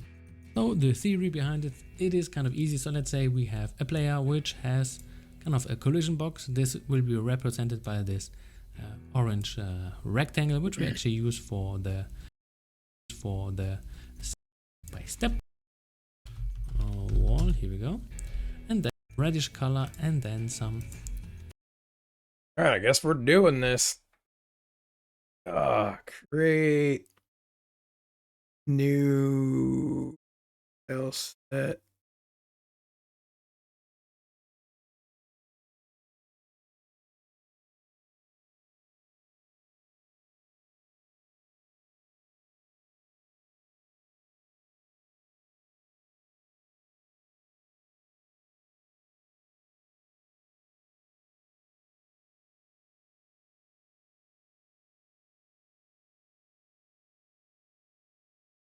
really beautiful for the eye blue color. So here we go. There. And then, for example, what we do, well, first of all, we need to make this compatible for a tileset, because there.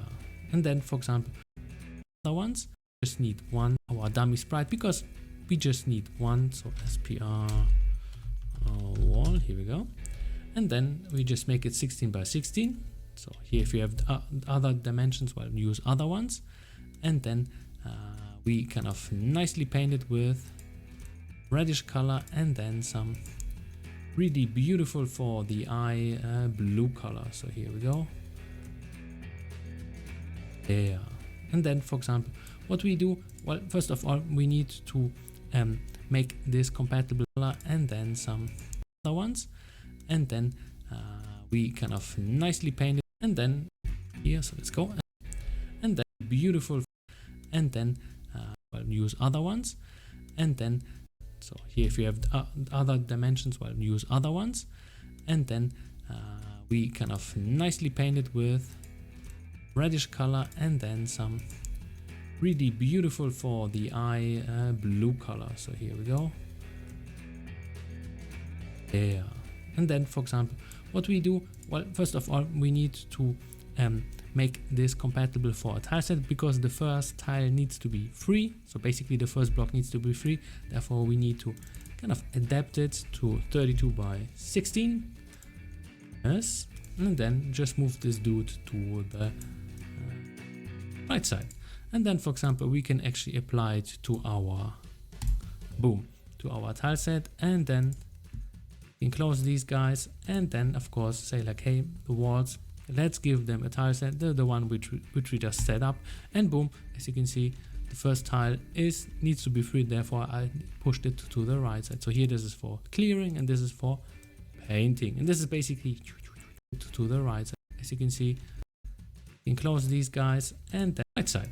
And then, for example, we can actually yes, and then just move this dude to the right side. And then, for example, we can actually apply it to our to our tile set, and then we can close these guys. Needs to be free. Therefore, we need to kind of adapt it to 32 by 16. Yes, and then just move this dude to the right side. And then, for example, we can actually apply it to our to our tile set, and then we can close these guys, and then of course say like, hey, the walls, let's give them a tile set, the one which we just set up, and boom, as you can see, the first tile needs to be free. Therefore, I pushed it to the right side. So here, this is for clearing, and this is for painting, and this is basically what we are doing. Yes, paint. And then well, this is basically our collision system, and then later on we just hide it. But for now, this looks good the way it is. A few things need doing. Yes, paint. And then well, this is basically our collision system, and then later on we just hide it. But for now, this looks good the way it is. So the next thing is we need to set up our player. And for that, a few things need to be set up. So basically we have a create event, a step event. Step is then for checking and moving the dude around. So the first thing, and then we just, for the create event, we just need one variable. I call it move speed. Once again, this needs to be an integer. So basically a full round number. So 1, 2, 3, 4, 5, whatever. This is good. But if you go for crummy numbers, then the system, well, will not work at all. So the next thing, which is then kind of important, so for example, if you have sprites and then they have wonky shapes, therefore it is advisable in this easy system to have a separation between the sprite which you are using for animation and then one which you're using for your collision mask box, this dude here. So therefore we create a little box. This is, for example, 12 by 12, a little bit smaller than the original tile set, so we got some wiggling room, and you can send that in the middle, and I did it for all the sprites also. And then, well, that's basically it, easy peasy stuff, and therefore we just apply and not take the same as the sprite, we just have, well, this box assigned to it, and therefore we can actually check this out. So basically we just draw ourselves, and then we draw a rectangle, so basically with the parameters of this specific collision or bounding box in red. Just well, draw it over the dude so we can actually see. So the first thing which we want to do is get controls. This is going to be very fast, so I'm going to skip on this so I'm going to do this very quickly. So let's call it left, and then we just say keyboard. Basically we just use the keyboard check and then VK left, and then for example we got the input of our keyboard on the left side, and then we do this for all the other keys also. Boom, and then this is of course working pretty sweet. Alright, so the next thing which we want to do is basically let's say like, okay, we need to do and grab our tile set so we can actually compare and check it out. So the tile set to check, first of all we need to say layer get and store that into a variable. So basically we just say like, hey, store the layer ID. I use basically the same stuff which you see, for example, if you just press F1 on that and see the manual. Basically this is the same stuff, and here you input how your tile set layer is called, so tiles wall. So basically this is the same stuff, and then we need to grab and get the ID of the tile set attached to it, and for that this is once again the same stuff you see in interesting, this is the same stuff you see in the manual also. So we getting the map ID, and then it's just checking, hey, I want to get from this layer this specific tile set, which is this dude here, and then we can actually use this information and check for kind of a quasi collision. So the first thing which we just say like, hey, and then I'm going to do that for the left and then right and so on, but if you see it once, I guess you can do that for the other ones the same. So we just say like, hey, if we are pressing left, so basically it's 1, then we're saying like, okay, what do we do? Well, we will check for collisions. So we store that, for example, in a variable which I then called left top, because now we are on the left side and then we want the top position and the bottom one, and therefore we then say like, hey, I'm at get pixel at, and then this needs two input parameters. First of all, the tile set which we are using, this dude here which we just got, and then at which point to check out. So we just go bounding box left, and then bounding box top, and then we can actually do the same stuff for the top version, which is technically doing nothing. So give bot, come on, bot, and then here bounding box bottom. For now this is not doing a lot because we need to approximate and say like, hey, is there in the future, if we would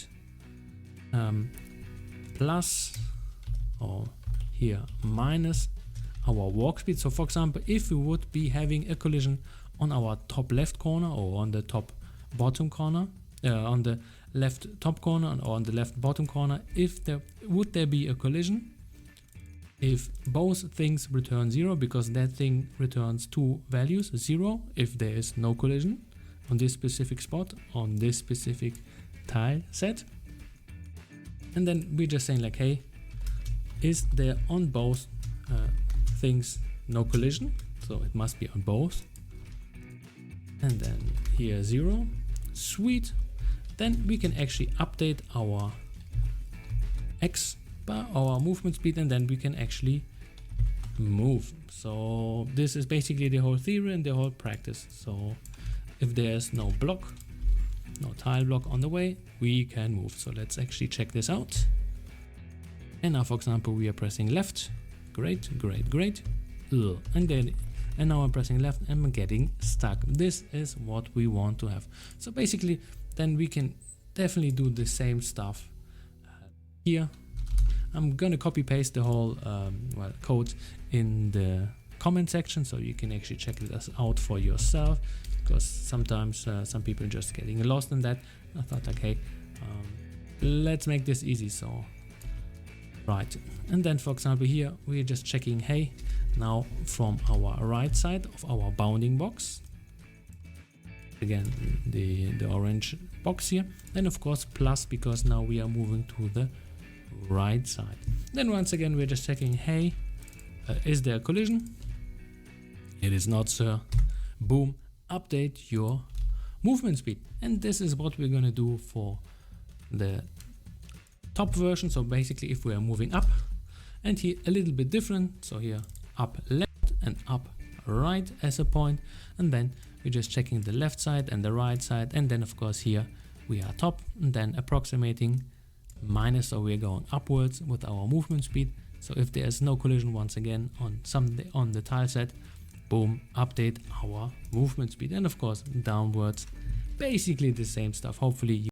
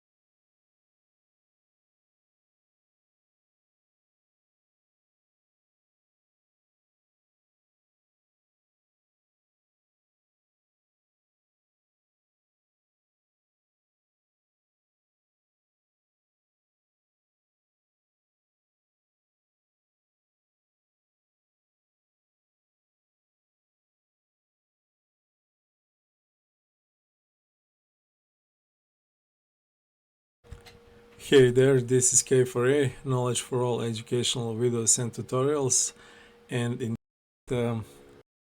as we previously with, sometimes you will just see it here, and here it is, simple as that.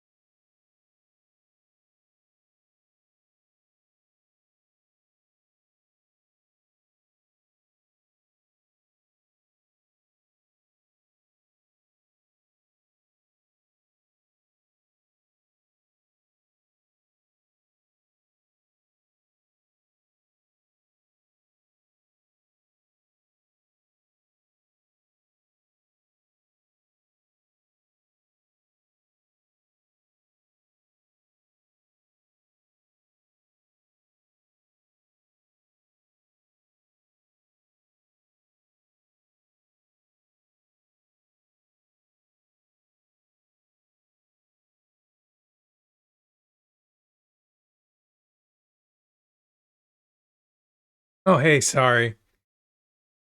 Yeah.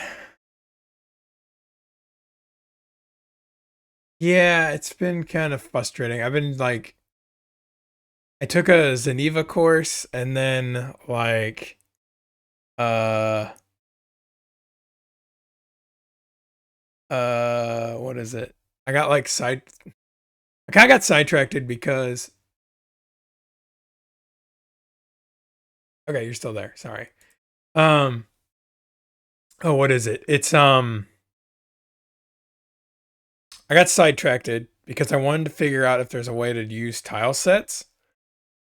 And it's kind of turned into this like, either I just need to go do more training with tile sets because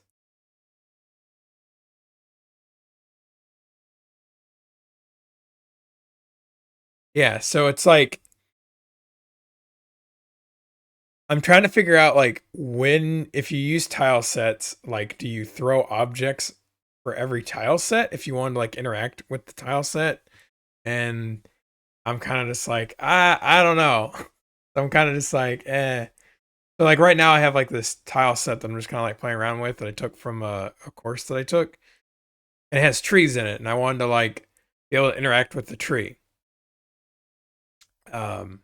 Like kind of get a feel for it.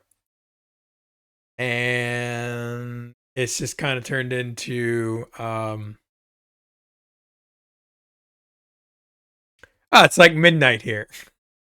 So it's been me just been like researching and trying to figure out like does it make sense to use tile sets and whatnot. So what did I end up going with? I ended up going with like a hybrid solution. Because as I'm finding out, and again, I'm sorry I have not been paying attention to the chat and or talking as much because this is more of like I am trying to learn things and figure things out, and so it's kind of like a lot more me figuring things out. Tree interactability should not be a tile set tile. Yeah, that's what I've kind of got from the situation. Let me go back to the room. So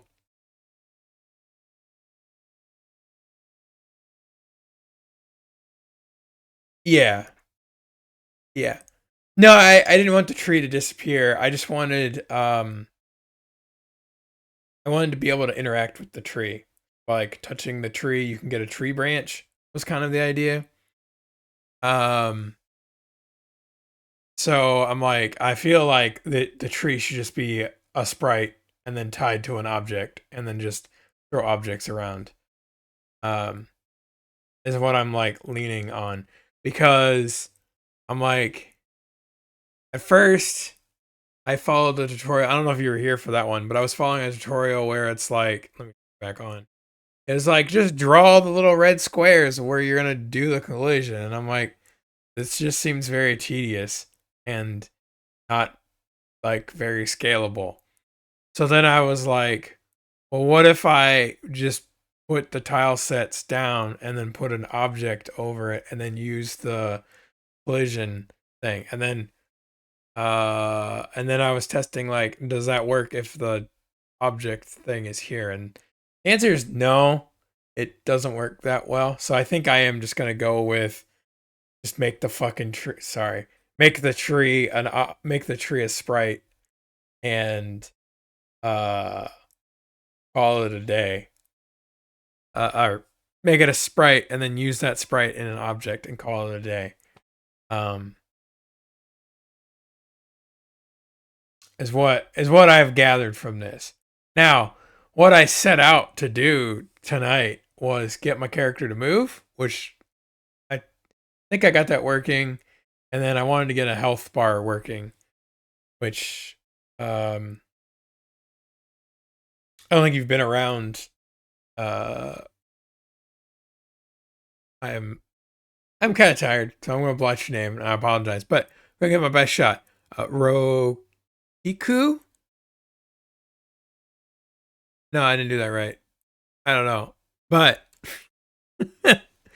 I'm gonna do the health bar. So I'm gonna stop screwing around with trees. I'm gonna probably like delete all of this extra tile set, um, and just probably end up just moving the trees being their own sprite. I'm curious if there's a way where I don't have to like make a sprite for each color.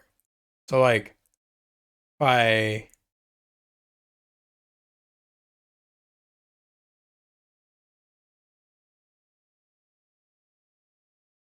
Oh, yeah. Yeah, that could do it. Um yeah, I think I will do that.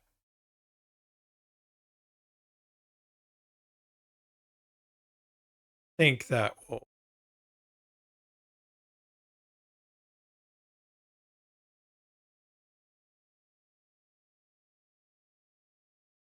All right. Yeah, I'm going to I think I might keep this. I feel like I'm going to keep this walls thing. I think this is really cool. Think I might be able to use it.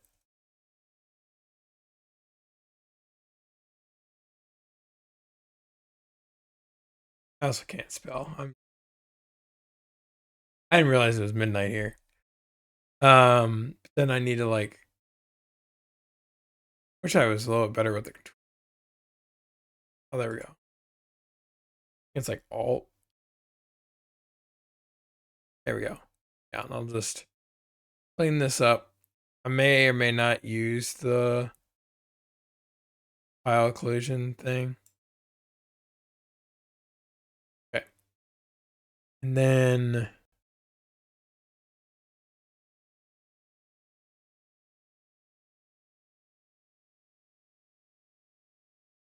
back to assets. Then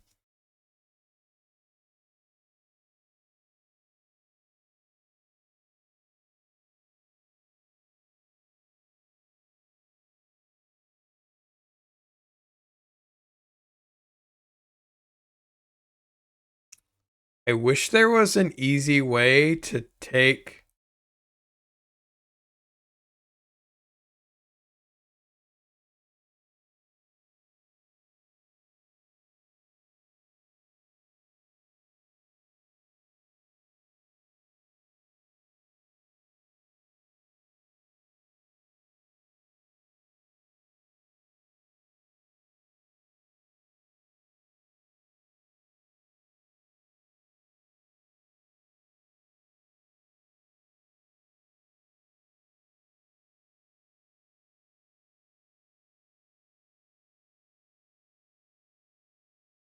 where was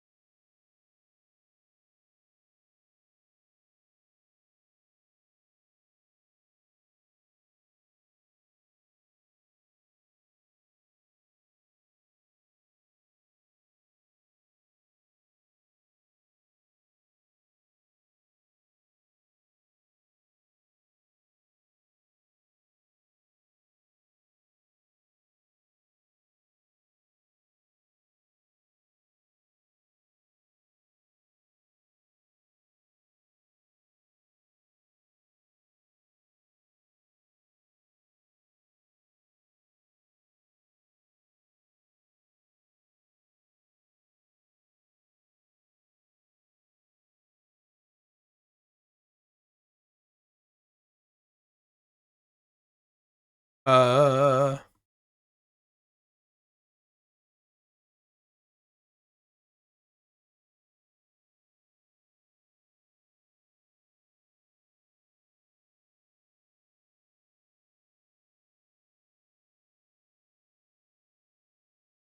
hmm. Is there no way to take this brush and apply it to a sprite? Because yeah, I mean, I know, like you might want to then what you used for collision wouldn't map with the sprite. But also if the sprite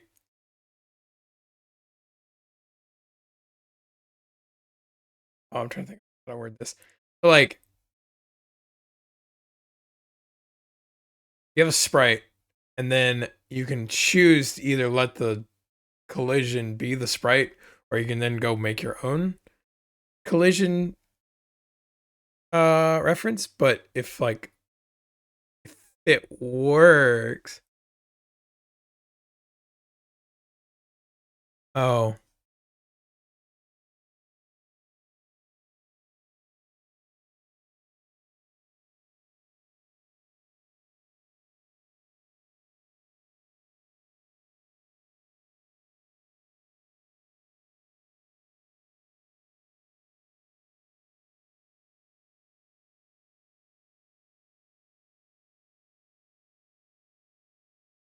I did this once. I have able to get it in the brush in here, but I don't remember which tool I used.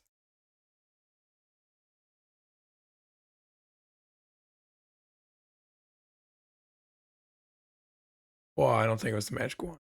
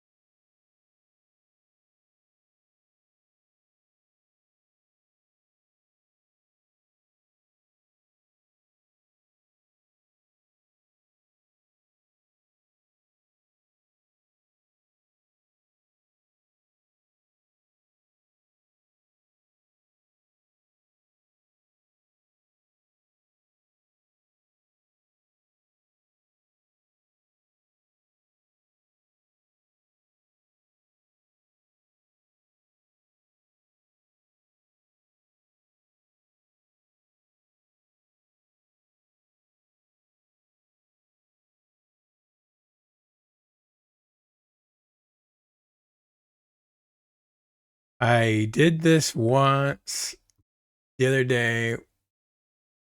Don't remember how I did it.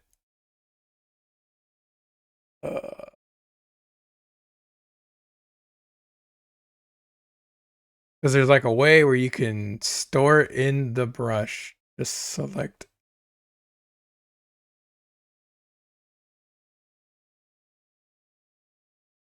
Oh.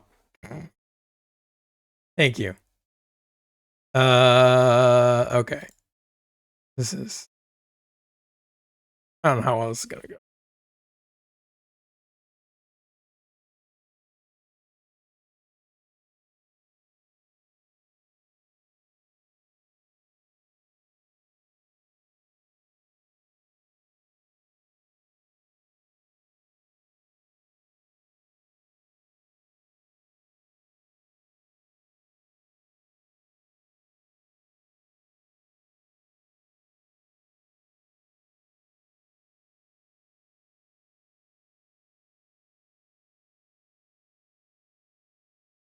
Well,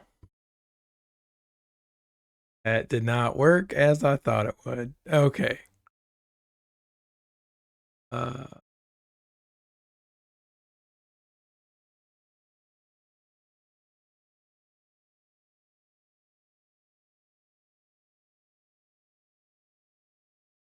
609 by 558. Man, that's some great dimensions.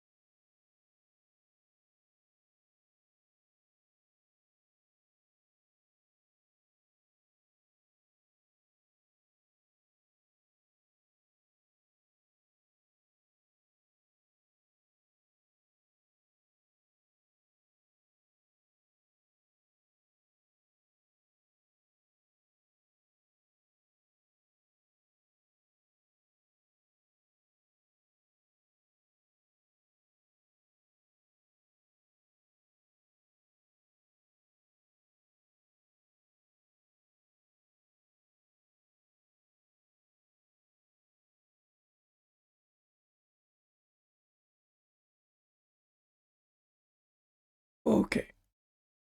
Well, I am going to take a break from that. And it is 12:30. So I'm going to time box myself here and give myself 30 minutes to try and figure out how to do this health system thing.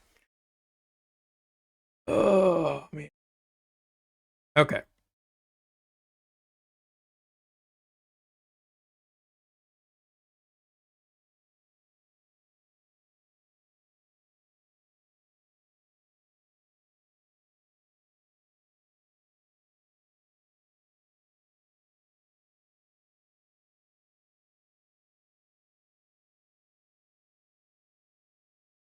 Also, I've been doing this for 3 hours. Okay. So, if I remember correctly, which is probably why I'm going to like go rewatch that course that I took a couple weeks ago. I need to use the raw GUI stuff.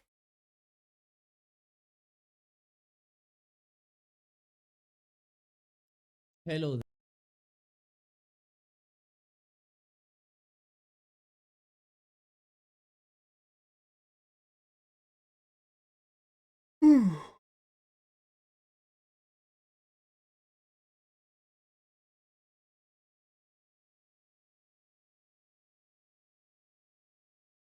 Also,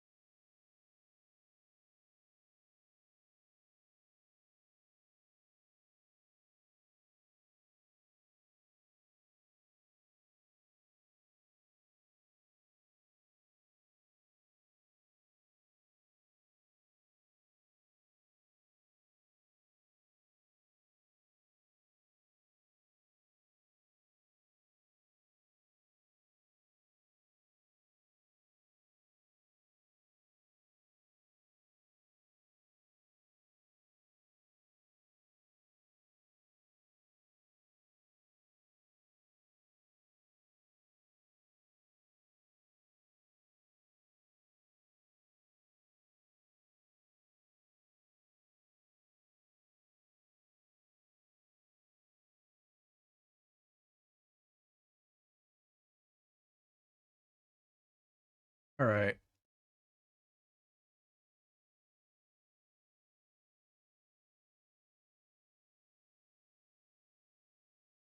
Here.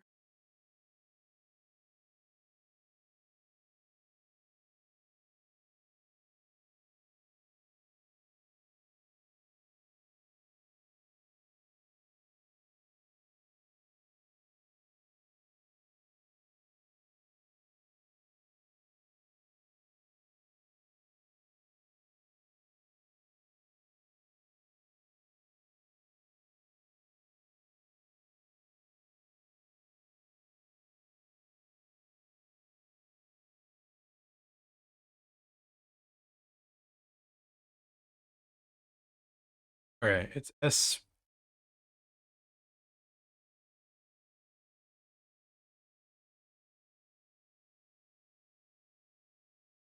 health.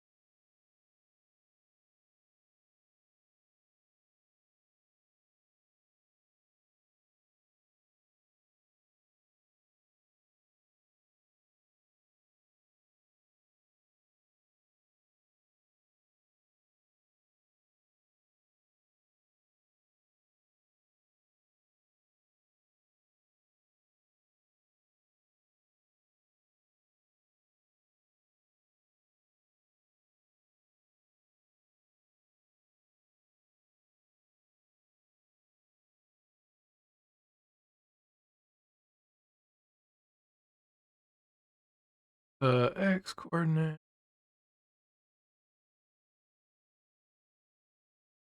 You will just do 0.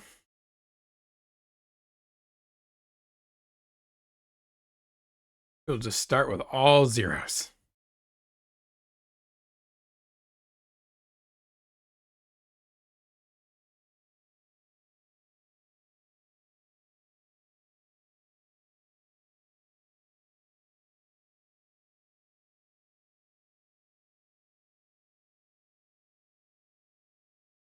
Well,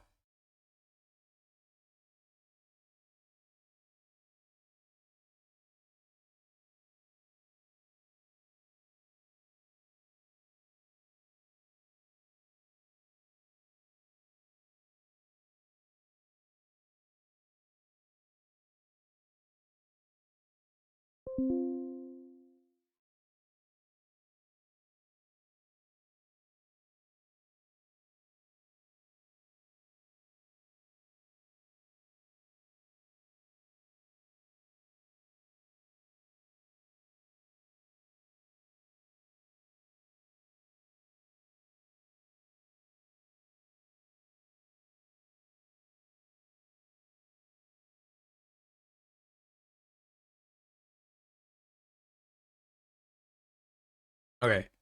The index of the frame, X, Y. I don't know. So good.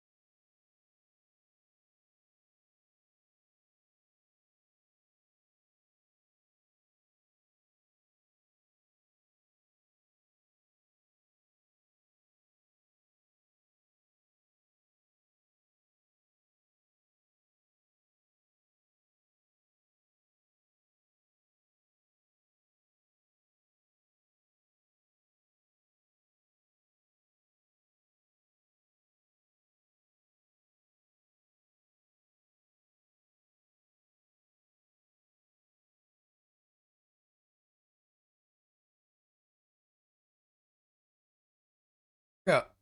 Did it draw it anywhere or did it draw it off screen?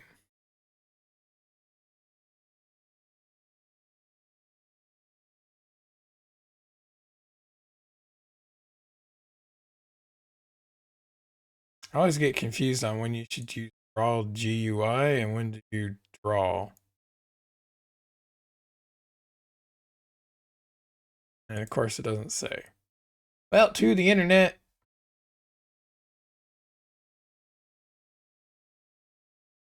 And I also try to keep a better eye on chat.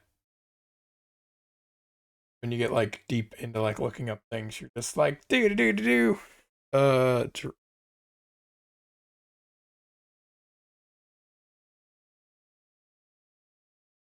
I literally just took a course on this and I've slept since. The draw GUI event will always draw over anything drawn in normal draw events. If you have an instance on a lower layer with the draw GUI, it will draw over a higher layer with the regular draw event. Hot dog. That is. You want to talk about confusing?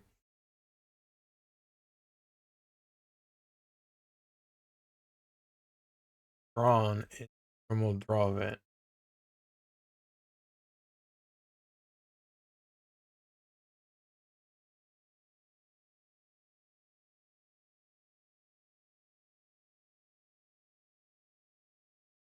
I feel like I want draw GUI and not draw for this.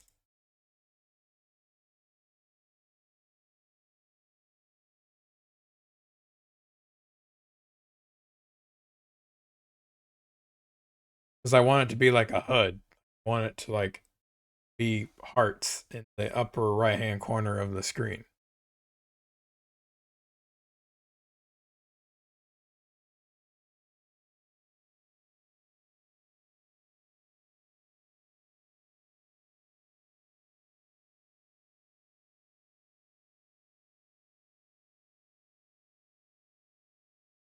Do links work? Yeah, I think so. As long as it's not like appropriate. Oh, nice. I might check that out. Like I said, I was doing stuff with Zeneva, but I'd finished like half the courses, and they all were kind of like they didn't like really grow on top of each other. But yeah, I'll definitely check that one out.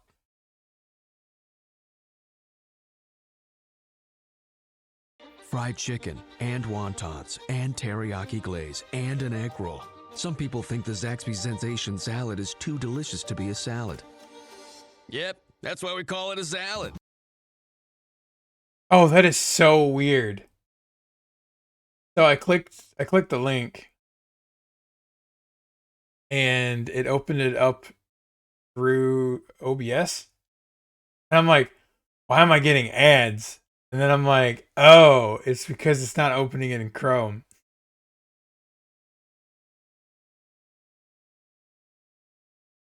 Let me fix that. Hopefully I won't get in trouble for Hi, welcome to this brand new tutorial. accidentally streaming Zaxby's ads on Twitch. I do not endorse going to Zaxby's. Zaxby's does not sponsor me. I don't know. I mean, I feel like it's kind of hard. So like one of the things I wanted to do um sounds kind of sad, but uh, I'm not traditionally a game developer. I'm normally like 12 years of a software engineer. And I feel like a lot of the things that I do as a software engineer kind of applies what I'm doing now, which is like I need to go read up stuff. I need to go like watch stuff and go like try things and do them. And from when I've like talked and met with juniors, like some people are just like, "Oh, I can't believe like that's something you still do even as a senior or as a team lead." It's like, "Yeah, no, I like am constantly like looking things up and reading things." I'm like, how do you capture this in streaming? I feel like it's not as entertaining, but it gives you that more like real vibes of like this is what we do. Tutorial series where we're gonna make an RPG, specifically either an action RPG or a turn-based RPG, depending on which path you choose at the end of this video. So in this video, we're gonna design our level, make a player that moves and animates, and make enemies that move randomly and follow the player when it's near. Before we get started, I want to tell you the best way to follow this video, which is to watch me code an event, then let me give you an explanation of how the event works, so you have an understanding of what's going on. Then you pause the video and go and code the events for yourself. Once you're done coding, you come back to the video, play it, and then follow the same steps for any events after that. And with that out of the way, let's get started. First of all, go and open Game Maker and then click on New and select this RPG tutorial template. So this is a project that already contains all the sprites or images that we're gonna need for this whole series. So select that. I think it drew something for your project here and click Let's Go. Your new project. I will watch that later. Thank you for that. I watched one of his videos like halfway into the series like a while ago. I don't remember what he was talking about. But it was really cool. So I think it drew it. I don't. Oh, I guess I'm not. Dang it. I'm sorry.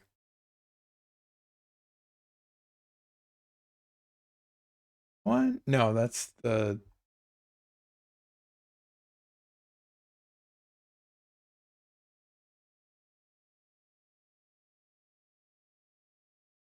Okay. So I think it drew it. It's that white thing in the corner up there, but I don't know why it's white.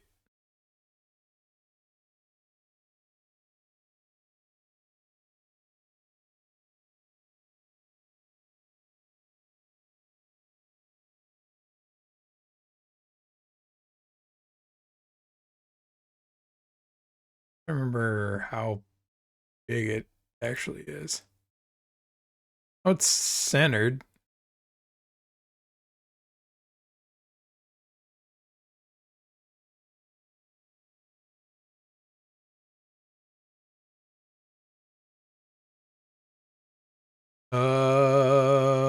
I changed that recently. I don't remember what. Is that the viewport settings?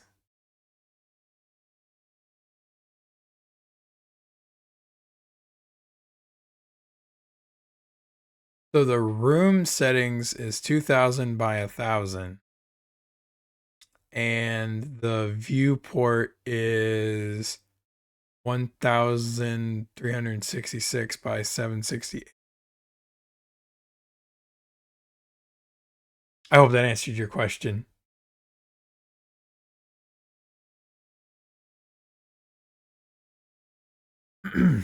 um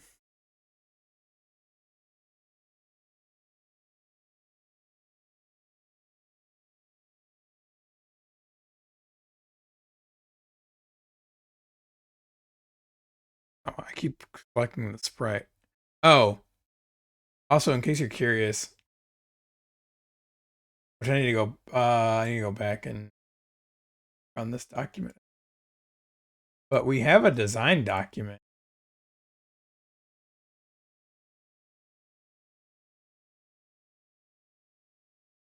Oh, in case you're curious, there is a design document if you'd like to check that out. I'm also working on that too. I'll be picking that back up Wednesday day. I don't even remember what I said. Let me look. Uh Tuesday's another working session, so I'll be looking at the design doc on Wednesday. Um Code resizes draw resolution.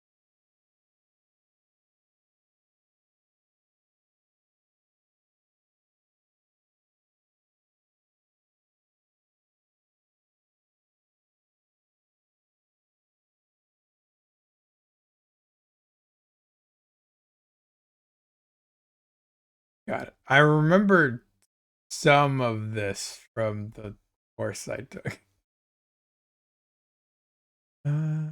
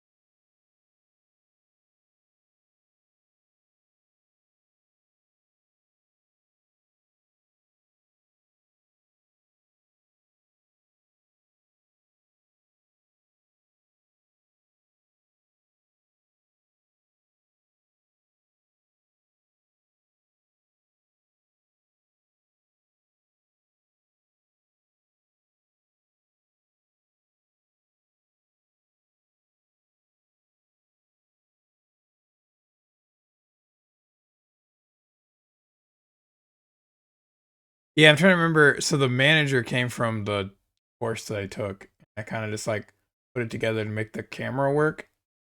Um, I'm just not familiar. Well, let's try it out. Uh,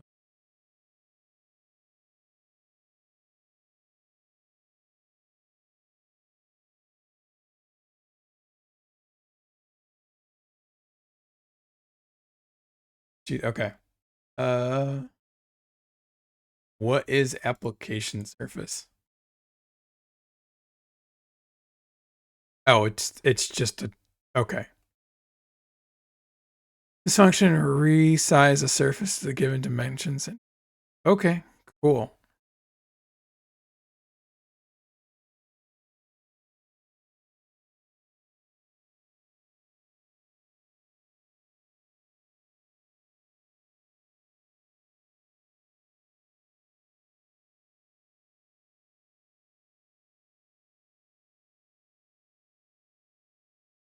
Well,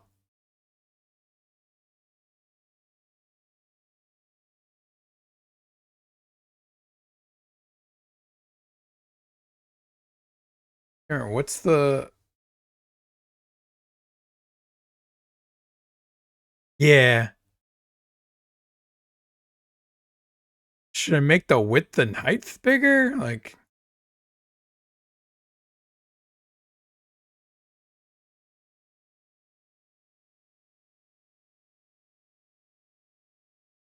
Well, that is not my sprite.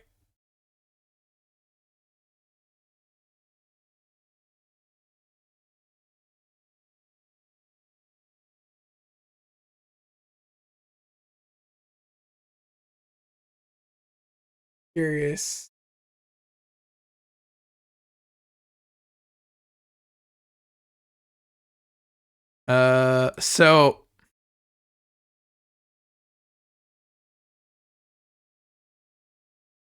So I did this frame thing when I was working with someone else, and I was having a hard time following what they were trying to say. But the idea is, oh, okay, maybe I'll slow it down. The idea is, what's my train of thought? The idea is, I don't know how familiar you are with like Legend of Zelda, but like, I think Ocarina of Time introduced quarter hearts. So 4-leaf clovers have 4 clovers. Same principle. They're trying to take a numeric number and represent it to a 4-piece clover. And when I was working with someone else, they recommended like each frame being like each clover being missed. And I wasn't I think I like hard coded to be 100, but this is more of just like getting the heart or getting the clover to display, and then I was worrying about it.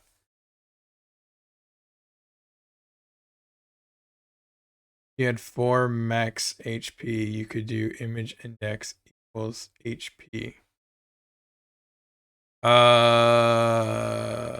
Would that work? So like the first, like, I mean, I could flip the frames, but like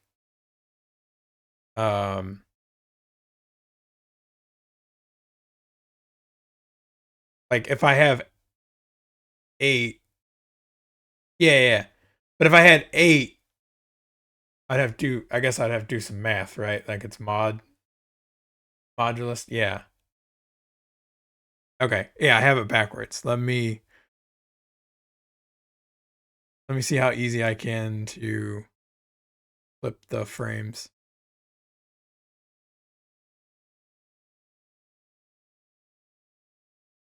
Oh, okay. 0, 1, 1, 2. Okay, we got it. Okay. 0, 1, 2, 3, 4.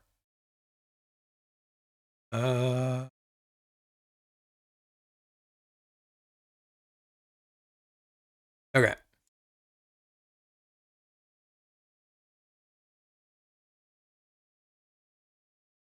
Not that should fix it. What? Okay. How does that work? How how does how does switching the frames makes it I'm gonna call magic on that one.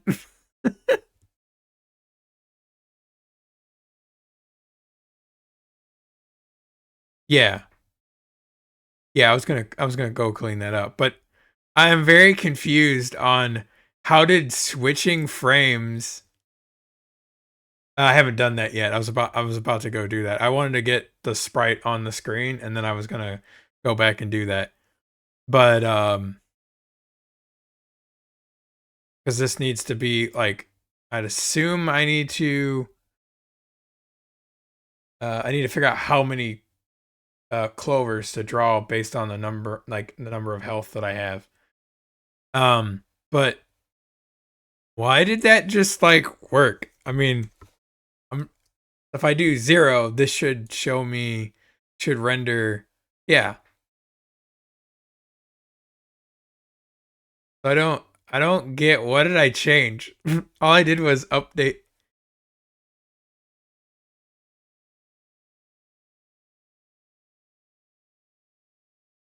Maybe. I mean, yeah, I don't think I've closed this in like forever, but that was really weird. But anyways, I'll go ahead and I'm like pretty close to doing the actually rendering the health, so I'm gonna do that really quick. So, okay, math. 24 would be 3 hearts. Sorry, 3 clovers, right? So, uh,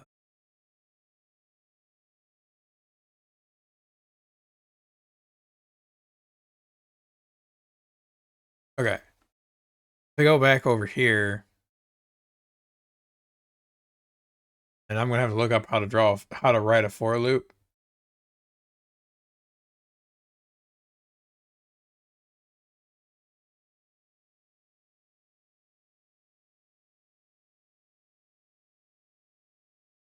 I need an example. Okay, thank you. For best way.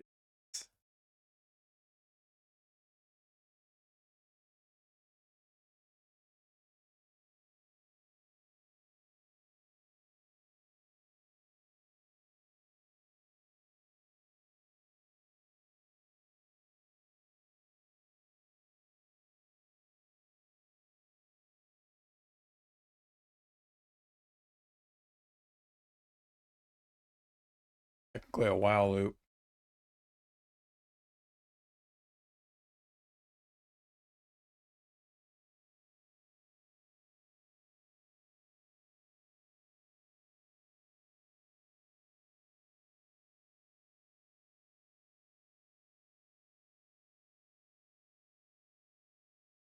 Zero while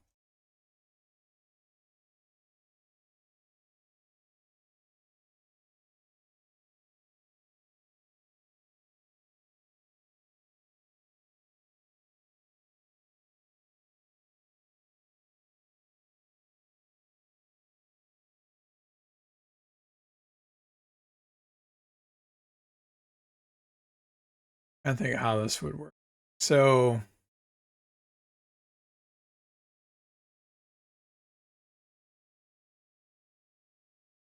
yeah, I think I am just getting tired.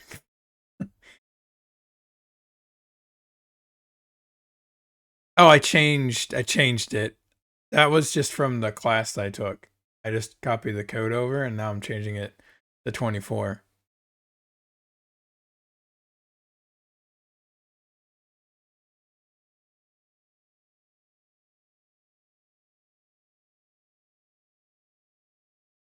Yeah, so I mean the idea is you need to like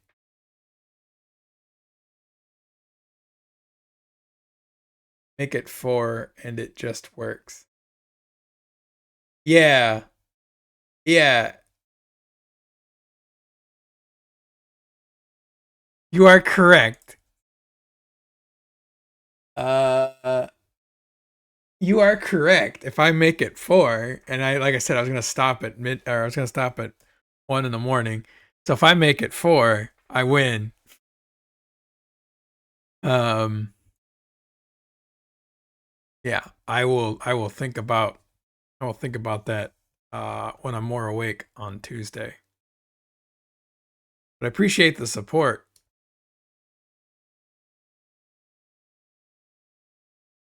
Oh, actually, I can even do one better.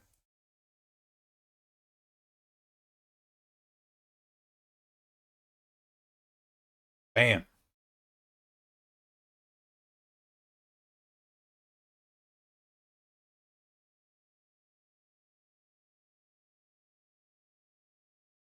Yeah. I changed it to current health. I told you. Yeah. Okay. If you want bigger health numbers, you have to add some more math to it. No need to add more lines of code.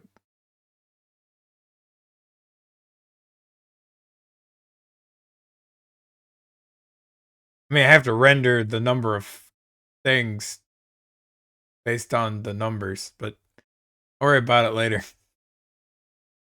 All right. Well, this has been fun. Let me save. I will close this program. And oh, that's the other program. Anyways, I'm going to wrap this up. I greatly appreciate the people who came out tonight. Thank you. I hope I say your name right. Roku. Oh, I'm tired. I'm sorry. Thank you for your support. It's been really great.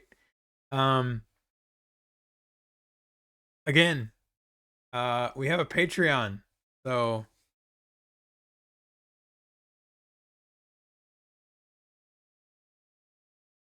thank you. Yeah. We have a Patreon. Thank you, Patreon members, for all your support. Thank you, Doug.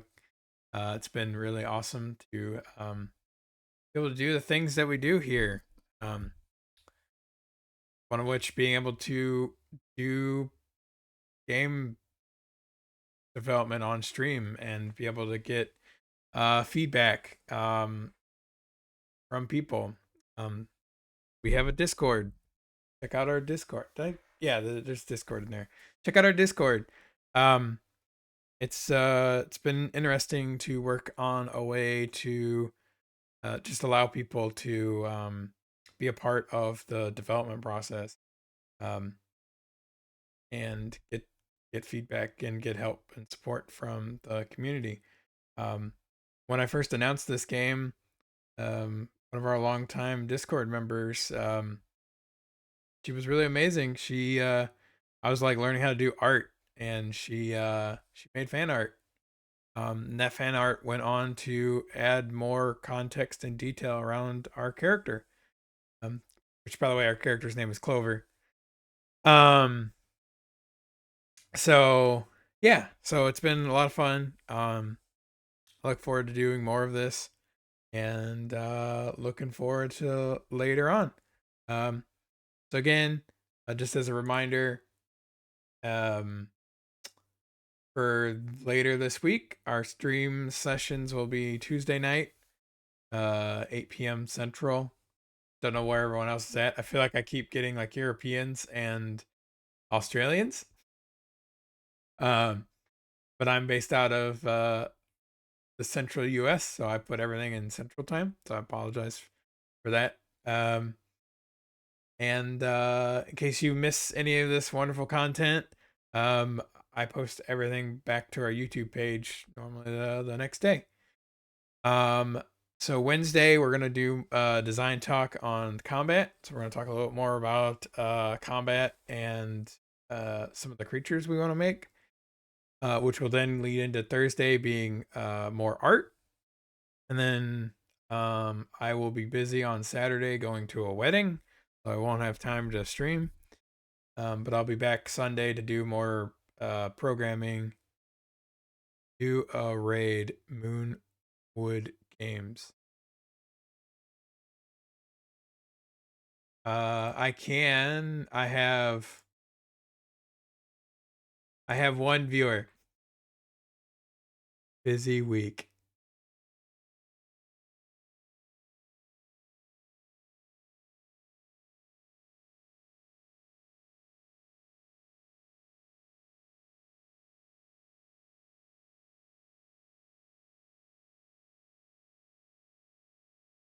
Huh. Sorry, I ended up checking out your Twitch page. Yeah. I wish I had a schedule. Yeah, I don't post the schedule on Twitch because I haven't figured out how to do that yet. I was gonna figure out. I've worked on setting up. This slide deck gets built by writing Python code that I wrote that takes a YAML file and updates a PowerPoint slide and then saves the PowerPoint slide. And I was working on making it so that it would post to Discord and then post to LinkedIn. I do a lot of cross trying to advertise on LinkedIn with this stuff. But I wouldn't be surprised if I could figure out a way to take the YAML data and upload it to Twitch. And that way I can just like have the schedule just automatically update from the YAML file. But I would have to figure out I think Twitch has a Python client, so be able to integrate it in there. Yeah, you get me out of game development and you get me into like Python and scripting and like figuring out how to like connect a bunch of shit together, and I'm like, I could talk about that for like days and like go do it and implement it, and like probably have one eye closed and have one hand tied behind my back and be done like a weekend. Um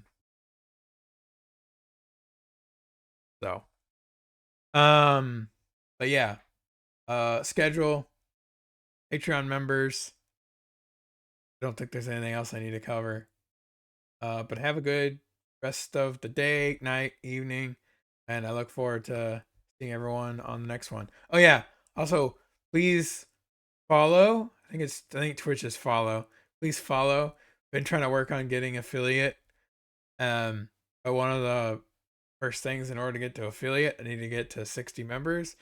We're at 35. We have a goal for 40 because that's what Twitch auto recommended. So please help us get there. And yeah.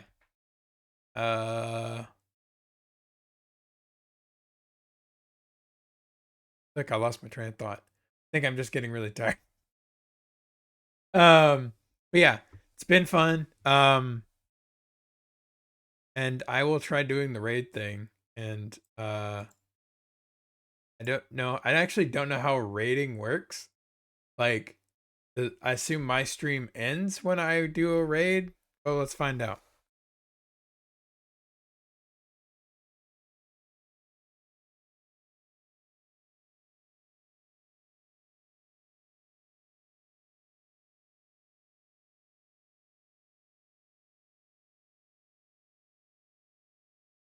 Oh, okay.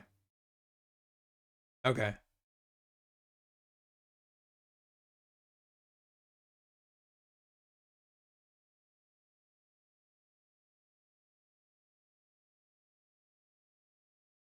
Well, that was cool. I raided. I've never raided before.